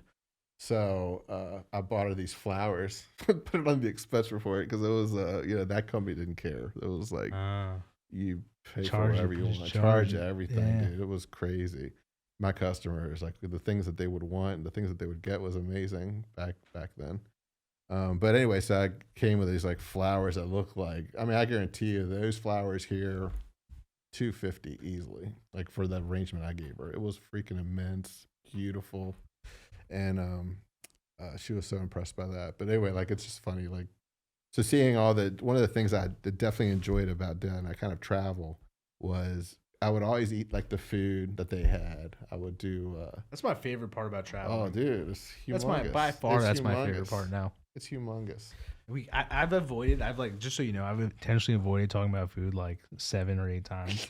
So I'm so like, I'm not like hungry, but I'm like afraid that like if I start talking about like all the food or thinking about it, I'm gonna get hungry because I'm on this diet. Yeah. No, yeah, and it might happen, dude. But like, I'm here right now. I won't let you eat. I'm in the same boat. I'm not. I guess I'm starting right now. I'm just not gonna eat. So for me, the best time to stop eating for me is like 2:00 in the afternoon, and then I don't eat until like 9 in the morning. So that's your window. Well, it's like 2 to 9. 2 to 9. It works, dude. So you'll see the next time you see me, if it's a week, you should see a pretty big difference. It comes off fast, bro. It's crazy. Yeah. And it comes right from my face downward. Like it's pretty amazing. Yeah. So and you feel so much better, dude, because there is, when you're eating that processed shit, there is inflammation. There is. I'm telling you, I remember how I felt when I was down 35 pounds, and I was like, "It's amazing, dude. It's amazing." But that's why, like this time around, like what I'm doing different is like I'm not gonna like say like, "Oh, just like cheat for like a day," because like that's what always happens. It's like that one day turns into like freaking 3 years, and I'm like, "What happened, man? I used to be skinny. Right. I used to be in shape. Why can't I just get started?" Because it's like, dude, when you're in it, It's so easy. Yeah. But as soon as like I derail, like me, I'm like, beginning. oh It's man, that if I beginning, derail, right? bro, like it's gone. So like I was just like, yeah, like no, I'm like, I'm not doing it, dude. Yeah. Like I'm not gonna like I'm not gonna be like, I'm never gonna enjoy myself. Like, I think like The Rock says, like, I heard this a while back. He's like, I haven't eaten a piece of candy in 20 years. I'm like, oh, that's crazy. I did, yeah. I mean, but honestly, like, I don't even when like a week and a half ago, if I was eating, and I probably ate like a honey bun, some jerky, a Red Bull, like all in one session. that sounds like, healthy. And like, yeah, I don't even enjoy it though. Right. Like it's not even that good, Yeah, you know. Like I'm just eating because like I'm in that pattern, Mhm. and I'm like, why did I do that? Like I see, like I think I still have the wrapper in my car. I'm like leaving it there to like remind myself like how disgusting I get. Yeah. And I'm like, I don't even enjoy it, dude. Like sometimes what you I'll know? do to help myself is I'll picture like if I'm home alone and it's like and I'm not doing this as much, but when I was younger, I'd be home alone or whatever, and I'd be eating something like at 11 o'clock at night. I would actually pretend that we had like this kind of setup, and that every girl was watching it. Oh man. And they'd be like, ew, like did that guy just dip that into that? And it's like 11 o'clock at night. Is he eating a bowl of fucking Fruit Loops at 11 p.m.? Fatty. Yeah, so I'm kind of getting over that. Like I might pick an apple or something and do that, but now I'm even when you intermittent fast, you can't even do that. Right, So right. You gotta I'm back. time it and all that. I'm back on it. Yeah, dude. So, like, what's up? Dude, we what did we not talk about? I mean, religion. Where you shouldn't probably. We did though. We totally talked about it. I mean, at least I did. You did too. It counts. Yeah, I guess so. It counts. I guess that was some religion. Yeah, because I mean, I know in sales, like in my job, right, in sales, I think you do want to stay from politics and religion because those can be so. I mean, they're polarizing. Yeah, there are people kill people over the shit. Like it's crazy. Like I mean, I don't know. I don't want to get canceled. You know what I mean? Like Yeah, that's it. I'm like, dude, like. It's funny. It's like if I'm like face to face and like a 1-to-1 or like like I'll say pretty much whatever. Me too. Yeah, and if especially if the person's initiating the conversation, I don't mind discussing religion. I haven't had that happen in work, like with my work friends or my customers, but like off the side. Yeah, if you bring it up, we'll talk. I'll give you my theory. Man, I'm not religious. I don't believe in like one kind of path. I also don't like disrespect or like think I'm like I don't think I know better than somebody else. Absolutely. Like I'm like but at the end of the day, like my fear around talking about it is more just like, man, like who am I gonna like offend or am I like is this gonna like kind of kill the relationship? It's like I'd rather just not talk about it personally. Right. But exactly. And that's cool. But like politics wise, I'm pretty like moderate. Like I like it's funny. Like I found like somebody like I don't know who showed it to me or talked about it. Like there's like websites where you can look up who's running for what, and it breaks down like the key parts of like what they believe in their campaign, this, that, and the other. So like even like I'll talk about last time I voted. Like I went to this website, I did my research like over the course of a few days, and I was like, and it literally went like left, right. Yeah, that's cool. And I think that's what it should be, dude. But my concern with that is like I almost like do it because like I'm trying to like avoid doing what other people do, right? One so I'm down, like, one line. because I'm like like I don't like the feeling of like politics being on a sports team. Like I like the idea of like thinking critically and saying, hey, just because everyone is putting this value to something doesn't mean I should form that judgment because I want to be this brand or this team or that team. Like I think it's bigger than that, you know. And even with like with I don't know. Like I really value forming my own opinion. Right. And someone I was talking to on like a private Zoom the other week, someone I consider like a mentor, I really value his brain, the way that he thinks.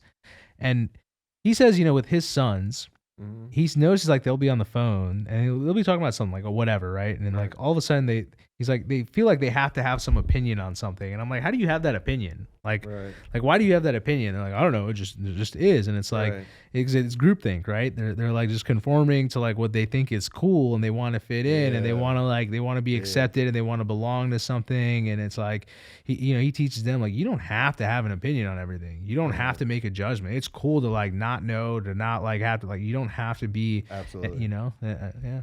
That's smart. I think that's a good parenting tip, and that's very true. Yeah, because I think we tend to do that, and I see that a lot in younger people right now. They're very influenced and want to fit in. And, I mean, and again, this is something that we've all dealt with probably, but I think it's even stronger now And again, it might be because it's all right in your fingertips, and just like we talked about pickleball having some drama. I mean, so when you start playing pickleball, you're like, oh, let's play with everybody. It's so fun. And then you start getting good at it, right? If you do, and you get competitive, then certain people start calling you to play with them, just them.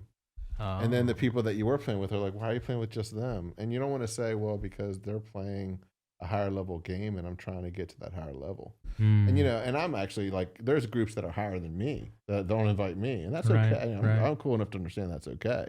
But some people can't take that. And it gets dramatic. And then it's like, hey, who do I talk to play with that group? And then nobody wants to do it. Nobody wants to tell that person, dude, you're not that good, or dude, you're not good enough. And it might just be a certain part of the game he or she's not doing right that changes that. You know what I'm saying? Like, it's very, and you'll learn because I'm going to get you out there. Oh, yes, you are. And I'll come out there with the camera and like get some footage. Cool. Yeah, at least. Cool, get like some slow-mo shots of you like sweating and just like. Remember that high angle? Yeah, I got you. Yeah. I'll pick the right angles for you, pal. Make you look like a rock star. Yeah, I feel like a lot of people that I know, they think that like maybe I don't want to hang out, or like I'm hanging out with somebody else and it's not them, and they feel like, oh, they're not cool. Like, dude, why is Ivan on the podcast and not me? Dude, you're like, dude, I don't hang out like for real. Like I don't. Like I hang out like real estate agents and stuff, and until this podcast, it's like I hang out, like. I just do my own thing, man. I'm the same way you are. I'll pop in, like, oh, you guys are going hiking? Like once every like 4, 5, 6 months, I'll like, oh, I want to do that, and I'll go do that. But I'm like spur of the moment, man. Like somebody was telling me they're going to a conference in Richmond, and they're like, oh, next year I should come and have you do the camera. And I'm like, I'll go right now. You're going on Sunday? I'll come. He's like, oh, whoa, wait up. Like, I don't know if we can do that. It's not really my thing. And I'm like, okay, yeah, no worries. Like, I like being spontaneous for sure. Definitely, but I think that's important. I'm definitely spontaneous as well. I'm not always a good planner in the sense of that kind of thing, but if it's a cool time and it's like it just happens, it happens. All right, so there's a music festival next week yeah. Might do it. Yeah, I want to go on a cruise again, but I don't want to go on never been on a cruise. No. Oh man, I've been all over the world, but haven't been on a cruise. If you want to go on a crazy cruise. And don't tell me you're too old, bro. I don't want to hear that shit. No, so what kind of cruise? Tell me. There's actually like a rave cruise. Okay. So it's like, you got like Carnival, you got Disney, you got like Norwegian, you got like, there's some beautiful ones in Alaska. Right. And I think you should go on those too. But there's one called Holy Ship. Okay.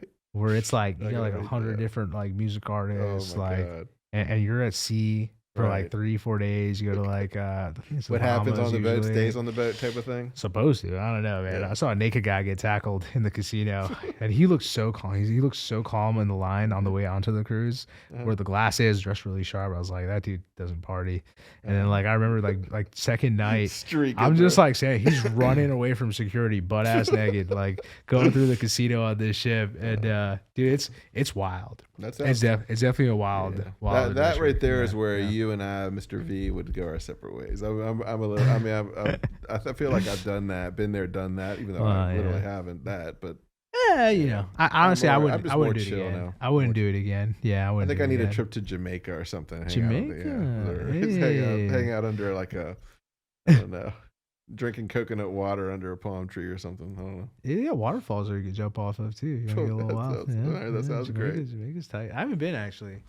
You ever have Jamaican food? What do you? Oh, man, dude, yeah, just down the road here. Which one? Because there's two. You got Lloyd's and you got Island Delights. Island Delights, I think is the one. It's the one closer to you. Well, I guess they're both kind of close to you. Yeah, so it's the one near Piccadilly's. Okay, yeah, that's Lloyd's spot for sure. I love that dude's been there since I've been here. He's always there alone, it seems, and he's always there. He does now he's the cashier, the cook, the cleaner, the waiter.